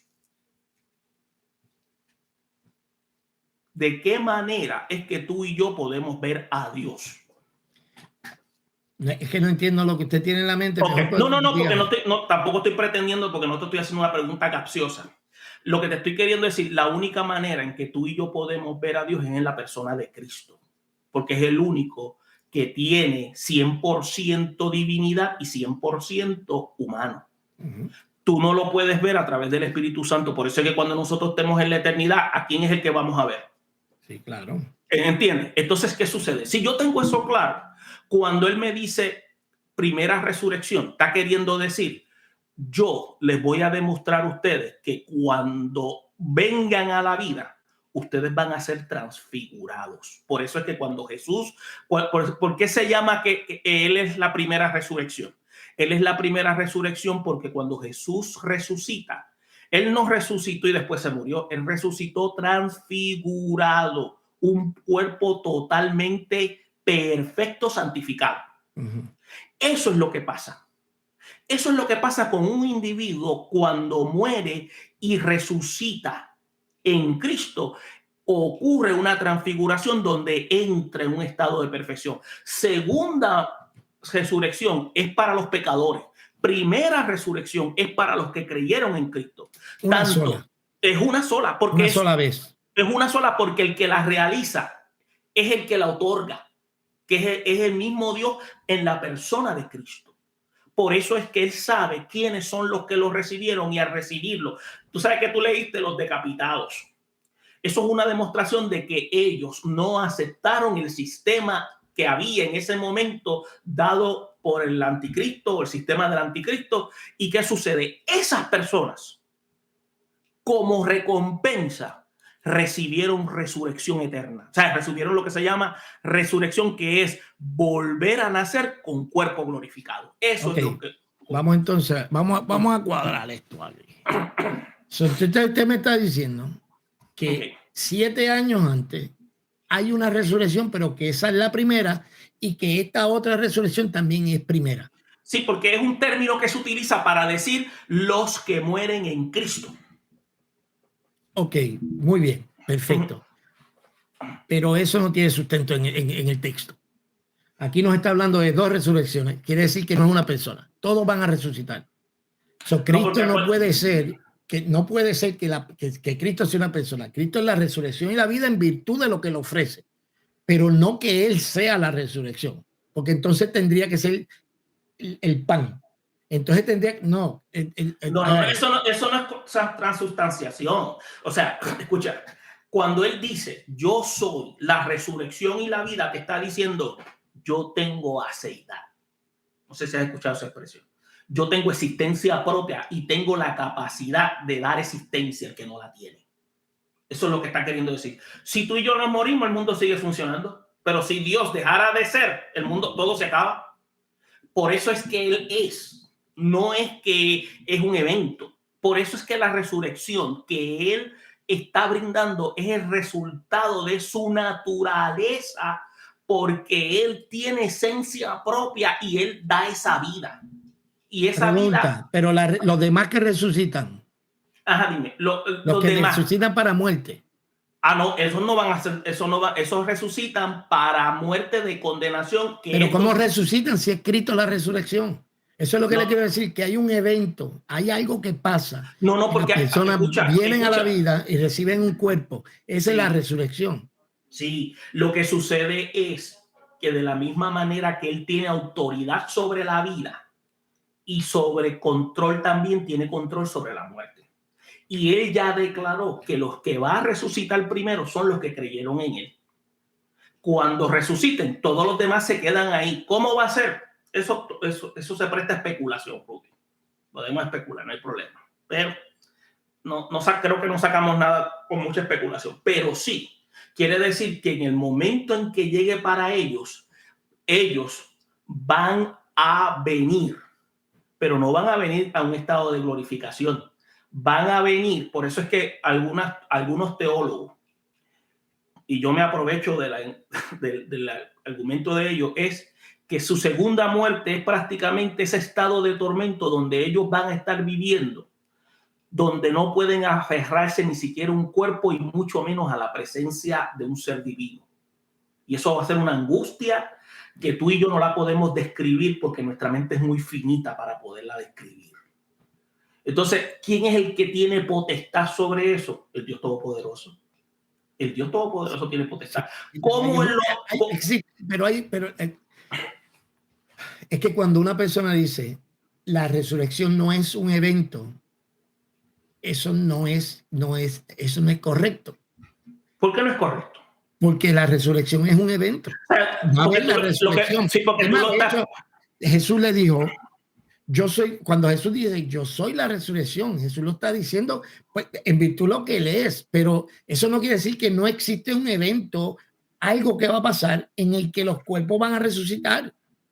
Sí, porque lo que sucede... O sea, se va a resucitar ese evento. Toda persona que muere en Cristo, esa persona una vez muere ya es lo que se llama, recibe lo que se llama ¿cómo es la expresión? La primera resurrección. Es transfigurado. No. ¿Por qué no? Eso tendría que probarlo con la Biblia. Pero es que yo estoy hablando de la eternidad. Pero que no es que en la eternidad se está hablando de gente que está... Acuérdate que en la eternidad las cosas no ocurren, las cosas son... Mira, esto es lo que pasa. Dios, al declarar, porque acuérdate, Él es un Dios de aceidad, al declarar que Él es la existencia y esencia de todas las cosas, Él lo que hace es que otorga vida a lo que está muerto espiritual y lo hace perfecto. Ocurre lo que se llama la total regeneración. Y al ocurrir ese proceso, el individuo es perfecto a la imagen de Cristo. Y eso ocurre en la vida de ese individuo. Cuando muere no es un alma que está incorpórea en el cielo donde está. Ahora mismo, cuando tú y yo muramos, la gente piensa que nosotros estamos durmiendo. Nosotros estamos en la eternidad. Sí, pero no tenemos cuerpo. No tenemos cuerpo, pero estamos transfigurados. La única diferencia es que cuando ocurre el momento. Pero es que no existe evidencia bíblica, por lo menos deme un verso para sustentarlo. No, porque no existe, porque ahí lo deducimos. Pues entonces la opinión suya es tan buena como la mía.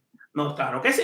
¿Me entiendes? Pues no, si no, pero lo que sucede es que, acuérdate, hay ciertas cosas que este servidor, hay cosas que las voy a ver por deducción lógica, de acuerdo a lo que ya Dios ha declarado. Por ejemplo, cuando dice que cuando nosotros vengamos aquí, obviamente vamos a tener un cuerpo transformado. Entonces, obviamente hay cosas que se llama que son implícitas. Esas cosas son implícitas. Sí, pero no es en el momento de la muerte, porque la Biblia dice que todos seremos transformados en un abrir y cerrar de ojos. Eso es en el arrebatamiento. En el arrebatamiento. Ok, cuando Cristo arrebate a la gente, los muertos en Cristo resucitarán. Es un evento y nosotros después juntamente con ellos seremos arrebatados y seremos transformados. Ahora mi postura es un evento. Mi postura sobre eso, yo te había mencionado que toda persona que muere en Cristo ya resucitó.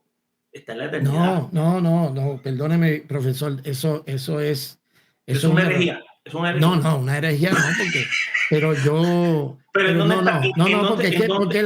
porque entonces ¿para qué la resurrección? ¿Para qué la resurrección de los que murieron en Cristo? Acuérdate que la palabra que aparece en el escrito no es resurrecto, es anástasis. Y quiere decir que es proceso de cambio total, transfiguración. Entonces, ¿qué sucede? Una persona que muere en Cristo,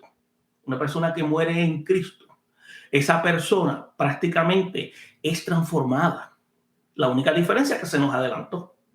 Ahora, que está en la eternidad, sí está en la eternidad. ¿Dónde es la eternidad? Bueno, está en un lugar de la eternidad. Le llamen los campos alicios, le llamen el seno de Abraham, le llamen el waiting room del cielo. Lo importante es que esa persona sabe que está en un lugar celestial. ¿Cómo lo es? Yo lo estoy midiendo desde mi dimensión humana, pero como en Dios vive en un presente constante, en Dios las cosas ocurren, las cosas no ocurren, las cosas son. Entonces, ¿qué sucede? Cuando ocurra lo que ocurra con la iglesia que esté viva, que va a ser en un abrir y cerrar de ojos, vamos a aparecer todos en formación. Es cuando yo estaba en el ejército, que el primer sargento solicitaba una formación y aparecían todos. Y así vamos a aparecer ante la presencia del Señor. Vivos y los que no estaban vivos en tierra. Pero están. Entonces, la diferencia es que vamos a estar al unísono como transfigurados. Esa es mi postura. Voy a buscar el verso bíblico. Está en 1 Tesalonicenses 4, verso 6. Ese es el verso 16, perdón. Voy a buscarlo aquí un segundo. Está interesante esto.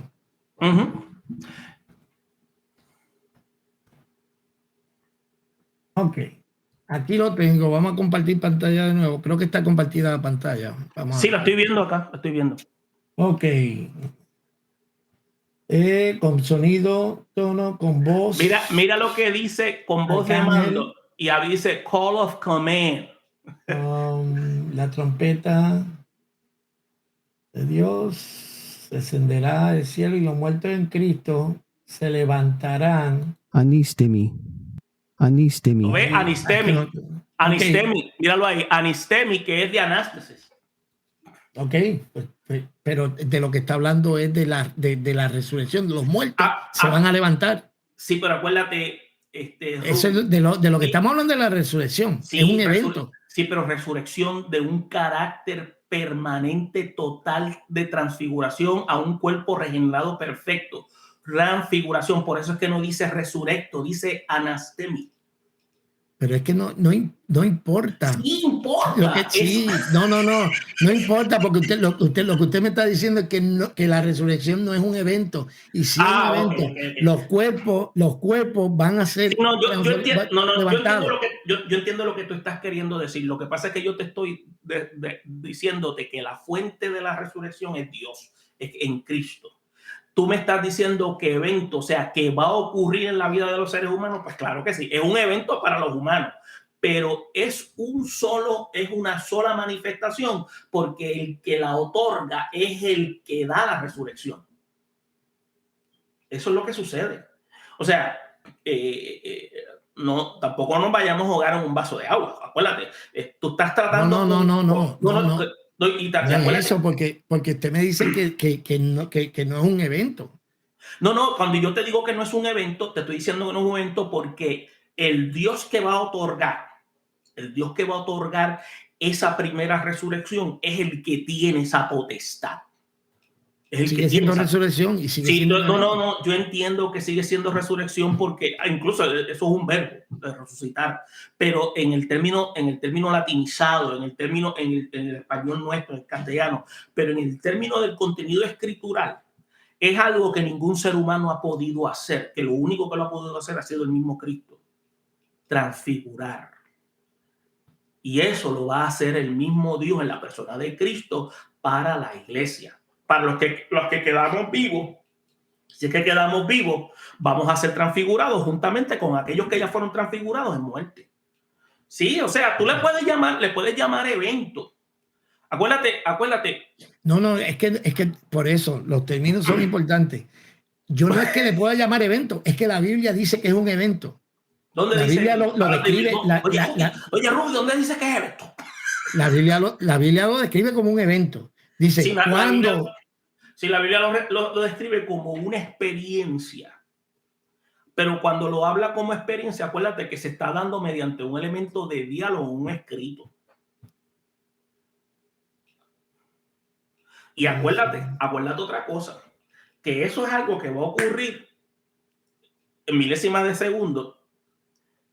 Independientemente se llame evento o no, lo que se está queriendo, lo que yo estoy tratando de postular o presentar es que el que lo va a hacer, no es que es algo que él estaba preparando, es que es él el que tiene esa potestad para poderlo hacer. No, pero es que nadie lo discute. Ok, eso es. Eso nadie lo discute. Ya pero cuando usted me dice la primera, ahí es cuando es importante reconocer que es un evento, porque si hay una primera, tiene que haber una segunda. No, está bien. No, en ese sentido sí estoy de acuerdo contigo. Sí, en el sentido de primera, estamos hablando de los que han recibido a Cristo y son transformados. Segunda resurrección es para los pecadores, los que no recibieron a Cristo. Vamos a ponerlo así más sencillo, Rubí. Ya, ahí estamos. Okay. Déjame buscar estos versos aquí porque es que... espérate, no. Ya lo tengo. No, ya lo tengo aquí. Ok. Déjeme cuadrar esto porque esto de la resurrección es importante. Primero. Te pregunto, ¿qué era lo que me dijiste que te llamaba tanto la atención en cuanto a eso de la resurrección? Porque yo creo que en uno de tus videos tú mencionaste eso, pero no sé si alguien en alguna ocasión hizo un comentario con relación a eso. No un comentario o algún video, no estoy seguro. Pero trataste de presentar unos argumentos. Pero ¿qué es lo que quieres traer a colación como tal? El asunto es el siguiente. Cuando leemos Apocalipsis capítulo 20, nos dice que hay una primera resurrección. Esa primera resurrección es para los que salieron de la gran tribulación. La primera quiere decir que no hay otra antes. No hay otra resurrección antes. O sea, es como si hubiesen varias resurrecciones para los santos. No se desprende del texto. Por el contrario, nos está diciendo, déjame ver si le estoy compartiendo o no. Sí, no, yo no estoy, estamos tú y yo nada más. No, pues déjame compartirlo para ir Ay, espérate, que aquí le di que no era. Ok, porque es que tengo dos cosas abiertas. Ahora está disponible. Ok, pues mire cómo es la cosa. Ok, este es lo que yo le he llamado el problema de las resurrecciones. De las resurrecciones. Primero, aquí en el capítulo 20 nos dice que los que vienen de la gran tribulación, que son una multitud la cual nadie puede contar, o sea, es enorme, de toda raza, de toda tribu, de todas partes del mundo. Los 4 puntos cardinales.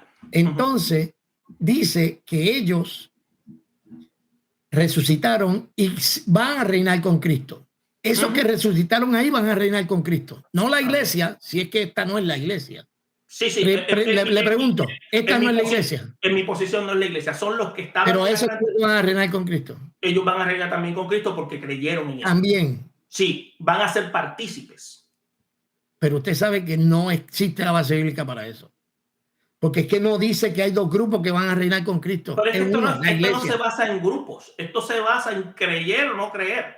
O sea, y eso es otra cosa. Nosotros hemos, y me incluyo yo también, nosotros hemos estratificado, por ejemplo, que si Israel es un pueblo elegido, no. O sea, Dios tiene un solo grupo, el grupo que cree.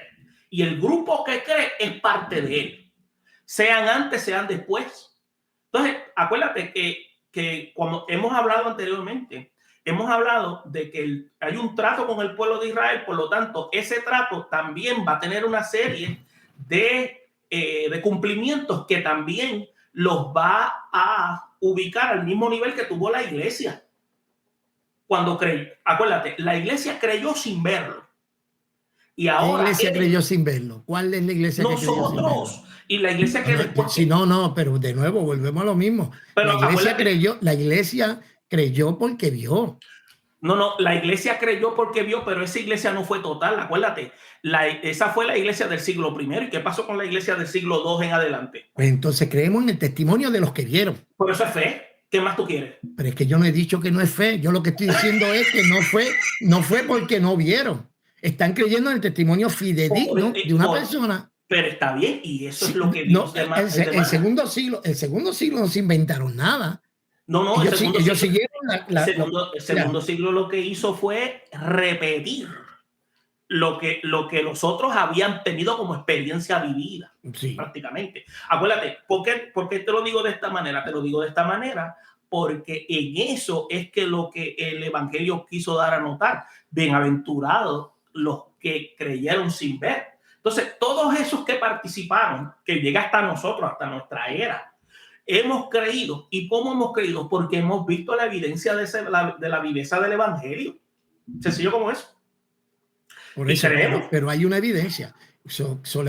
Lo que quiero que la gente no se lleve que la fe está en el vacío. No. Hay una evidencia que obedece. La fe obedece una evidencia. El vehículo para que eso llegara era a través de la proclamación, obviamente. Si no se lleva la proclamación, tú y yo no estuviéramos hablando de este tema. O sea, la proclamación fue el elemento de comisión que Dios dejó a través de la persona de Cristo para que este mensaje llegara hasta nuestro tiempo moderno. O sea, ¿te acuerdas que él mismo le dijo, ir por todo el mundo, predicar el evangelio? Fue una comisión total, o sea, los mandó a los 12. Por eso cuando tú comisionas a más de uno. Los envías a todos. Después de ahí, que él se va, nadie más lo ve. Todos los demás tenían que creer. ¿Qué era lo que ayudaba también a creer? Si no creían por la palabra, creían por los milagros. Pero también tú vas a notar que hay una serie de eventos que se van llevando a cabo en la historia de la iglesia donde la gente se da cuenta del poder de esa palabra evangelizadora. Digo, y por supuesto el poder de Dios que radica en la palabra. Sí, exactamente. O sea, lo que yo tengo, los términos son tan importantes porque si nosotros tiramos un término y lo dejamos así, quizá yo puedo entenderlo, quizá usted lo puede entender, pero alguien lo escuchó y ya usted va a ver los comentarios. La gente no entiende. No, y otra cosa es, una cosa que recomendamos a la audiencia, tiene que poder ver el video completo. Porque hay personas que ven un pedazo del video y lo toman personal. Y a veces saca de contexto lo que se dice. Pero yo entiendo tu punto, Ruby. Yo entiendo tu punto. Y es lo que yo te digo. Hay momentos donde tenemos que hacer como un paréntesis y tratar de aclarar esos conceptos. Porque es como tú dices, muchos posiblemente no entendemos, otros tienen que tener una idea más amplia para poder conocer el concepto. Pero sí, eso que tú estás mencionando es cierto. O sea, La fe no está en un vacío, está sostenida, está clarificada y ahora lo que hace falta es proclamarla. Pero esa fe va acompañada de unas señales, de unos prodigios, de unos eventos. Pero también una de las características más poderosas es la obra transformadora que genera ese mensaje. Entonces, tú te vas a dar cuenta, una característica es que aunque el cabecilla, que es Cristo, que ya no está, la iglesia siguió creciendo con más autoridad. ¿Por qué? Porque él ya estaba dispensado en la persona del Espíritu Santo y está ahora manifestado en el cuerpo de la iglesia. Entonces, eso es lo que nosotros sostenemos. Por eso es que se nos cataloga de bienaventurados, porque cuando se proclamó esa palabra, nosotros la aceptamos. Y aceptarla significa la integramos y comenzamos a vivir de acuerdo a la cultura del reino.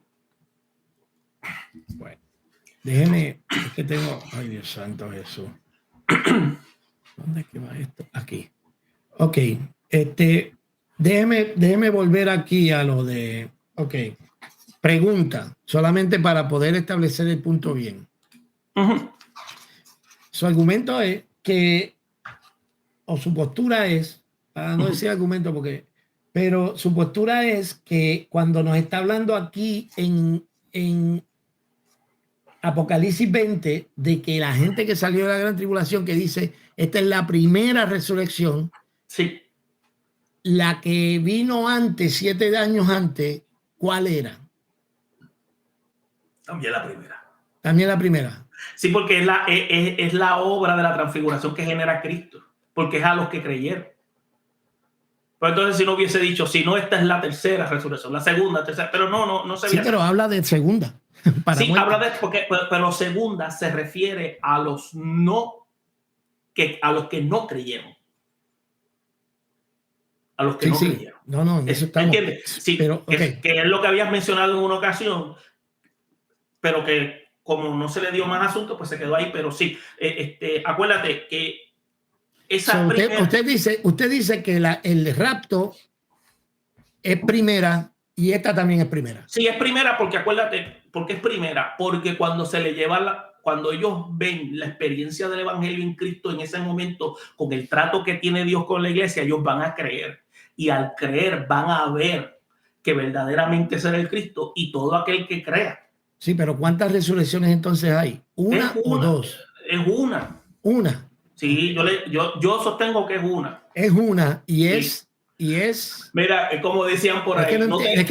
¿Cómo puede haber una? No tengo pruebas, pero no tengo duda. Si por ejemplo, si dice, porque es que el texto es tan claro que dice, okay, esta es la primera. Quiere decir que antes no hubo otra. Sí, porque tú lo que te estás refiriendo es a que en realidad ahí está la iglesia incluida. Eso es lo que quieres decir, ¿verdad? No, es que es obvio, porque dice que eran de todos los lugares del mundo, dice que es la primera y que bienaventurado el que forma parte de esta resurrección. Bueno, dice el verso 6, dice, bienaventurado y santo el que tiene parte en la primera resurrección, la muerte segunda no tiene poder sobre ellos, sino que serán llamados sacerdotes. Como dice el gringo, I buy for $1, pero yo sostengo que es en el pueblo de Israel a lo que se le está hablando, porque es un trato que se tiene con el pueblo. Ya la iglesia está con Cristo. Okay. Y eso. Okay. Pues está bien. Pero no sé si lo que querías presentar, o sea, no, porque es que me estás diciendo, o sea, no, como que me confundo. Quiere decir que estos que salieron de la gran tribulación no son la iglesia. No son la iglesia.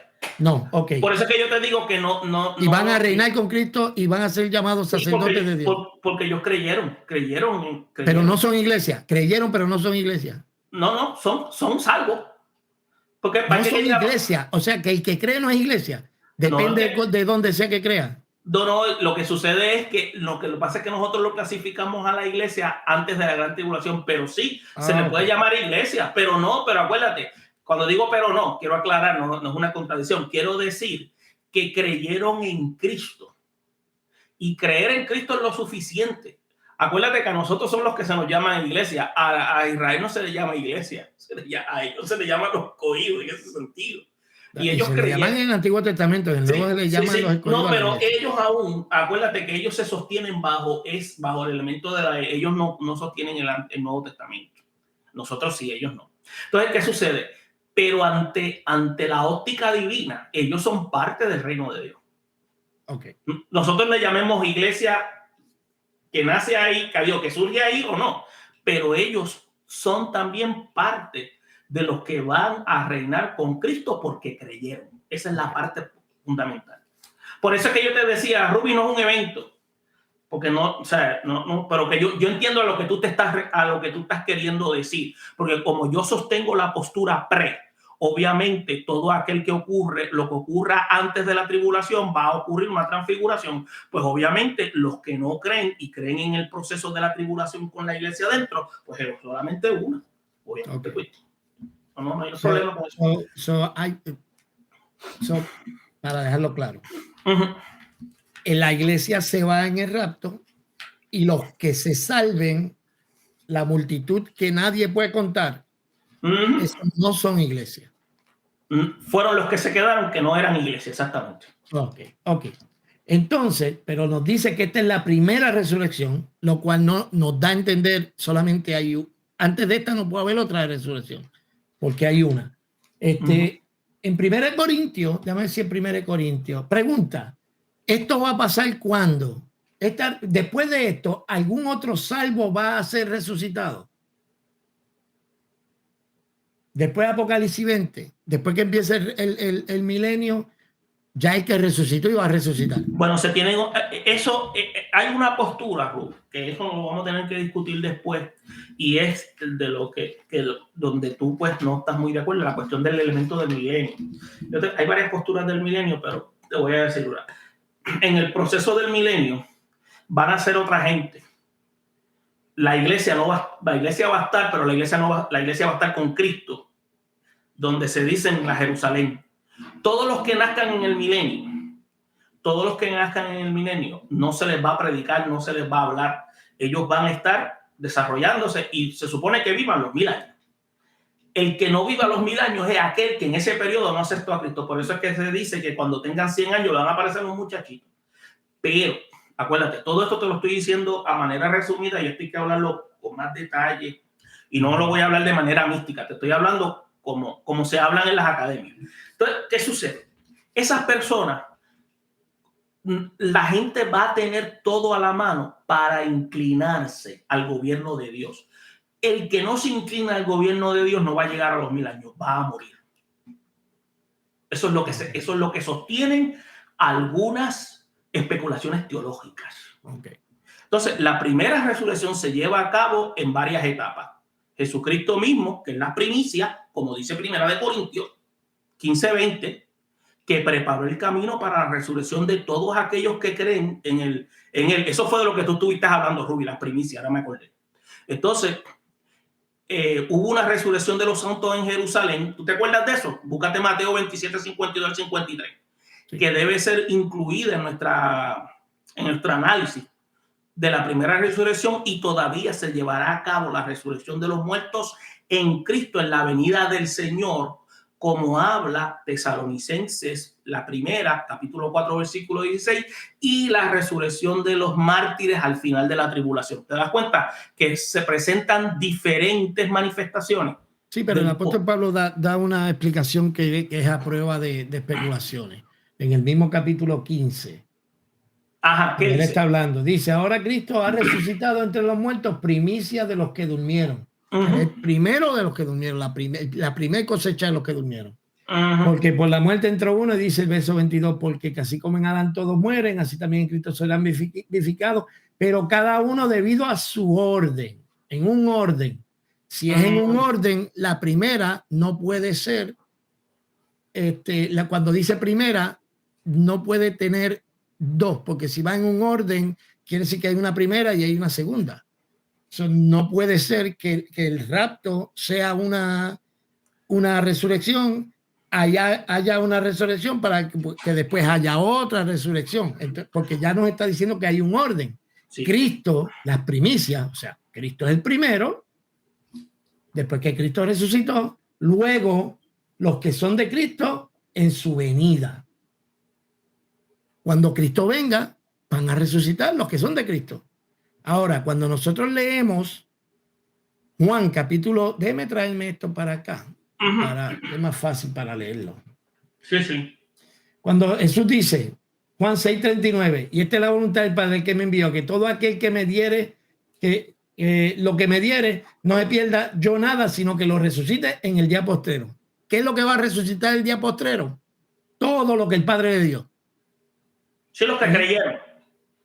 Sí, pero porque aquí Entonces, lo dividen de diferentes maneras. Todo lo que el Padre dio, ahí los que creen en esa postura que tú señalas, incluye a la iglesia también. Ya. Okay. En Juan capítulo 6, verso 40, dice, y esta es la voluntad del que me ha enviado, que todo aquel que ve al Hijo y cree en él tenga vida eterna y yo le resucitaré en el día postrero. ¿Cuándo es que que Cristo va a resucitar a los que creen en él? En el día postrero. A los que creen en él, no judíos, no gentiles, no. Los que creen en él van a resucitar en el día postrero. Okay. Y así lo menciona 3 o 4 veces. Entonces, cuando vemos aquí, o sea, porque hay gente que dice que cuando habla de primicias, dice Cristo, las primicias. No. Ya en el verso anterior te dijo que Cristo es las primicias. ¿Qué nos enseña Pablo? Porque Pablo no enseña, yo entiendo que hay cosas que son difíciles de uno llegar a una conclusión porque pues, el texto es ambiguo. Pero sí. Pero fíjate, cuando a mí me hablan de primicias, es lo que yo te mencioné, el caso de que habla Mateo 27. Cuando Cristo muere, hubo gente que resucitó. Bueno, pero no resucitó en la capacidad de la que Pablo está hablando aquí. No, que cuando vamos a ser transformados, aquella gente no fue transformada. Bueno, y lo que pasa es que esa gente después de ahí no se vieron más. El texto no se dice más nada. Okay, pues eso quiere decir que esa gente fueron levantadas. No, ¿dónde dice el texto que fueron levantadas? Bueno, porque sí, entonces no hay un documento bíblico que habría que ver si ese verso es espurio. Porque está raro que el apóstol Pablo, ni siquiera el apóstol Pablo lo menciona. No, ¿Quién lo menciona? No, y que hay cosas que, mira, por ejemplo, vuelvo y te lo, déjame, estoy pensando. Es Mateo 27, versículos 52 y 53. Porque según el análisis, dicen que deben ser también tomadas en consideración de la primera resurrección. Lo puedes buscar, Ruby, si puedes. Digo, Mateo 27, 52, 53. Mateo 27. Déjame escribirlo porque. Ok. 27. Versículos 52 y 53.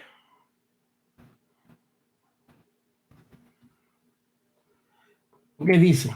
Y se abrieron los sepulcros y muchos cuerpos de los santos habían dormido, se levantaron y salieron de los sepulcros después de la resurrección de él, vinieron a la ciudad santa y aparecieron a muchos.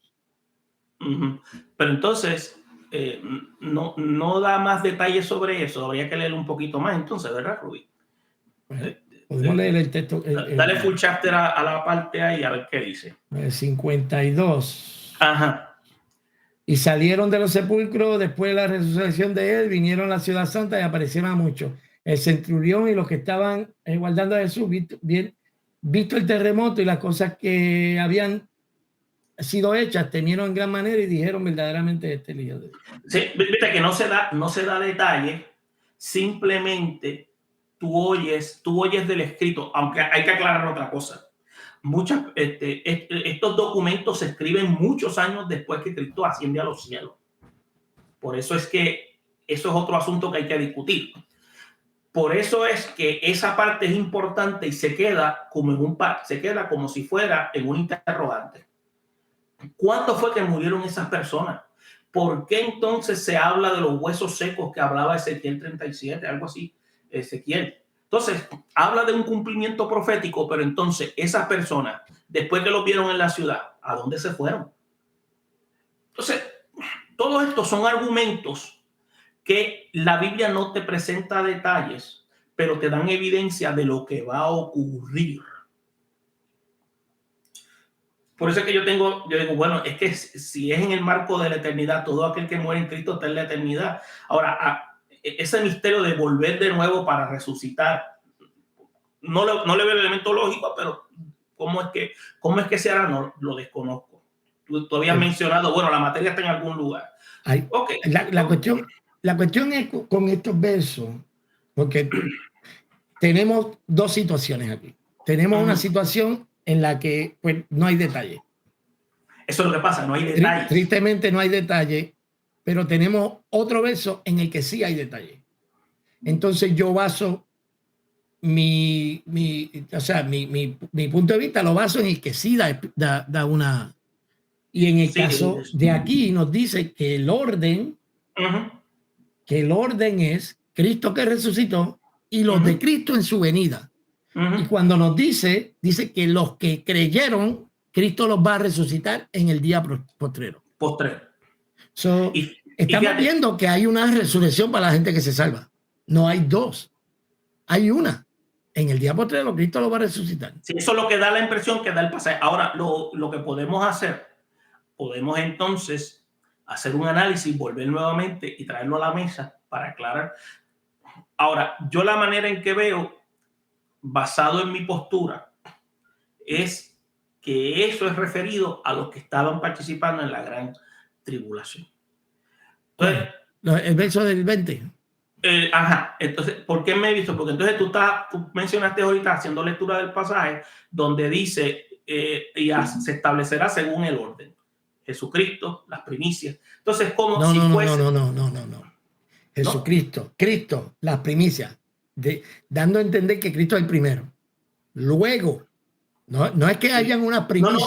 No, porque lo que pasa es que yo te digo Cristo las primicias porque lo que sucede es que algunos comentaristas utilizan el término primicia presentando esto de que yo te señalé de Mateo 27, pero no, o sea, Cristo va a ser el primero, eso es indiscutible. Él es el primero. Pero lo que se establece es el elemento del orden. Eso es lo que se establece. Entonces, ¿qué sucede? Primera resurrección es más un concepto de señalamiento de lo que Dios va a realizar a ponerle segunda, tercera y cuarta. No. Primera resurrección es como decir los que creyeron en Cristo. Sí, pero no es lo que dice. Ese es el problema, que no podemos arbitrariamente decir, esto lo que quiere decir es esto. No, ok, ¿por qué quiere decir eso? Bueno, porque fíjate. Porque ahí es donde, para mí lo que me convenció de esto, porque uno siempre tiene sus dudas, uno dice, a mí lo que me convenció fueron las resurrecciones. O sea, cuando Jesús me dice 4 o 5 veces, al que cree, al que el Padre me dio, al que cree, yo lo voy a resucitar el día postrero. O sea, como que hay una resurrección. No hay 2, no hay 3 ni 4. O sea, una sola resurrección. Y esa va a ser en el día postrero. Y el apóstol Pablo nos dice, cada cual va a ser en su orden. Primero fue Cristo y luego los de Cristo en su venida. Y cuando es la venida, Pablo mismo lo dice más abajo en el capítulo 15, dice, aquí no todos dormiremos, pero todos seremos transformados en un abrir y cerrar de ojos a la trompeta, a la final trompeta. ¿Cuándo es que vamos a ser resucitados? A la final trompeta. Si dice que es a la final trompeta, si dice que Dios va a mandar a los ángeles a recoger con voz de trompeta, si dice que Cristo va a bajar del cielo y con voz de trompeta, con voz de mando, descenderá del cielo y los muertos de Cristo resucitarán primero. Y hay resurrección en el día postrero. Hay resurrección cada vez que toca una trompeta, la gente se levanta. Pues quiere decir que está hablando de un solo evento. No puede estar hablando de más de una resurrección. Las resurrecciones traban porque habría que alterar el texto bravamente. Habría que alterar el texto. Eso no es parte del asunto de la interpretación. El alterar el texto. Habría que entonces ver cómo está escrito en el contenido, en su contenido original, o sea, en el lenguaje original. dentro de lo que ellos llaman el lenguaje original, cuáles son las palabras que se utilizan. Porque con todo y eso es interesante eso que tú estás planteando, se ve contundente y da impresión de que se inclina a que la iglesia podría estar experimentando ese proceso. Entonces, ¿qué sucede? Cuando tú lees el pasaje y yo me pongo a escuchar lo que tú estás diciendo, también me viene a la mente, porque lo que yo no quiero hacer es que mis conceptos preconcebidos tomen dominio sobre lo que tú me estás diciendo, porque yo quiero escuchar lo que tú estás tratando de dilucidar, utilizando como argumento posturas que la Biblia haya declarado y cómo yo las voy a identificar sin mis conceptos preconcebidos. Por eso es que cuando dice en el día postrero, entonces, día postrero yo lo defino como ese día, se puede definir como ese día final. Entonces, ¿qué otra cosa más puede decir el día postrero? Entonces, tengo que ir eliminando todo eso de tal manera que yo pueda decir, pues fíjate, Ruby, me convenciste. Yo que creía que era antes, pero parece que es después. ¿Te das cuenta a lo que yo me refiero? O sea, no es, porque no, por eso es que cuando tratamos de manejar estos argumentos, yo no puedo apasionarme. O sea, tengo que ser frío, decirte lo que yo pienso, pero que a la misma vez tú lo puedas decir. Y tú lo dices, pero que entonces, cuando tú lo dices o yo lo digo, tú dices, contra, digo eso, me llamó la atención, pues voy a revisar, porque esa es la intención del análisis. La intención del análisis es ese. Porque entonces tú dices, mira, Ruby, ¿te acuerdas del pasaje que tú leíste? Yo encontré lo que se llama, lo que antecede al texto con relación a esto. ¿Por qué? Porque no quiero no quiero descontextualizar el texto. Sí, claro. Pero lo que sucede es que esa palabra es fuerte en el día postrero. Esa palabra es fuerte, es una expresión fuerte. Ahora, y que Jesús, por lo menos yo aquí tengo 4 instancias en que la dijo. Yo lo voy a resucitar en el día postrero a los que el Padre envió, a los que creen en mí, a los que beben mi sangre, al que... o sea, en otras palabras está diciendo, el que crea, hay un día en que va a resucitar. El que crea, sin distinción de quiénes son. Y fíjate, eso que tú estás diciendo es contundente, porque ese elemento de creer es lo que es el elemento de la garantía de que en ese momento que Dios determine es donde el individuo recibe eso es lo que se llama esa obra de transfiguración total. Por eso es que yo tengo el interrogante y digo, bueno, cuando una persona muere, esa persona está en la eternidad, pero si es creyente, está en la eternidad con Dios. Ahora, ¿cómo está en la eternidad con Dios? ¿En qué parte de la eternidad está? Son interrogantes. Yo para mi salud emocional digo, bueno, está en la presencia del Señor, porque la presencia del Señor es lo más sencillo que puedo definir, porque en lo que yo te digo, Dios vive en un presente constante. Por lo tanto, las cosas en Dios ocurren, no ocurren, las cosas son. Entonces, ahora mismo, este programa, ante los ojos de Dios, ya este programa se dio, se acabó, ya nosotros nos morimos, etcétera, etcétera. Sí. ¿Te das cuenta de lo que yo me refiero?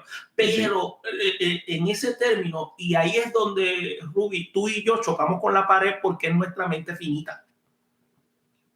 Entonces, al ser un tema que es de carácter general, se presenta esa pregunta. Yo estoy tratando de romper con mucha influencia de caracteres arminianos, conceptos calvinistas, en eso, porque fíjate, había me olvidado decirte esto, yo, aunque soy bíblico, yo voy a una iglesia calvinista, mi pastor es calvinista, calvinista de clavo pasado, y sin embargo y el pastor donde yo voy, la iglesia donde yo voy, el pastor predica la tribulación antes él es como usted, pero ¿sabe qué pasa? Yo puedo convivir con esa gente. Es más, yo puedo convivir con cualquiera que crean que Jesucristo como Salvador.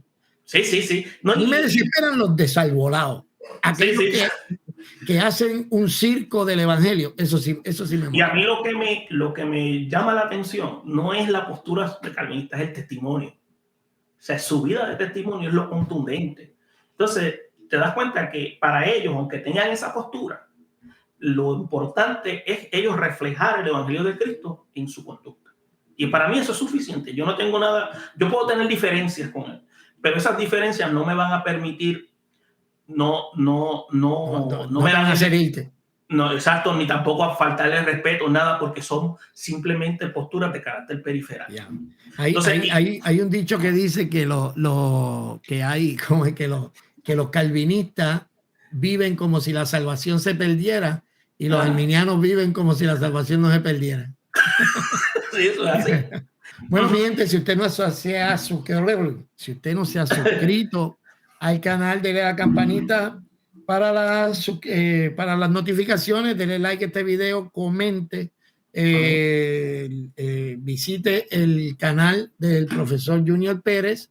Le voy a dejar abajo en la descripción, le voy a dejar el link para que llegue directamente allá. Y esto sería todo. Dios me lo bendiga, profesor. Y a ustedes, ahí se la dejo para que la piensen. Dios le bendiga a todos.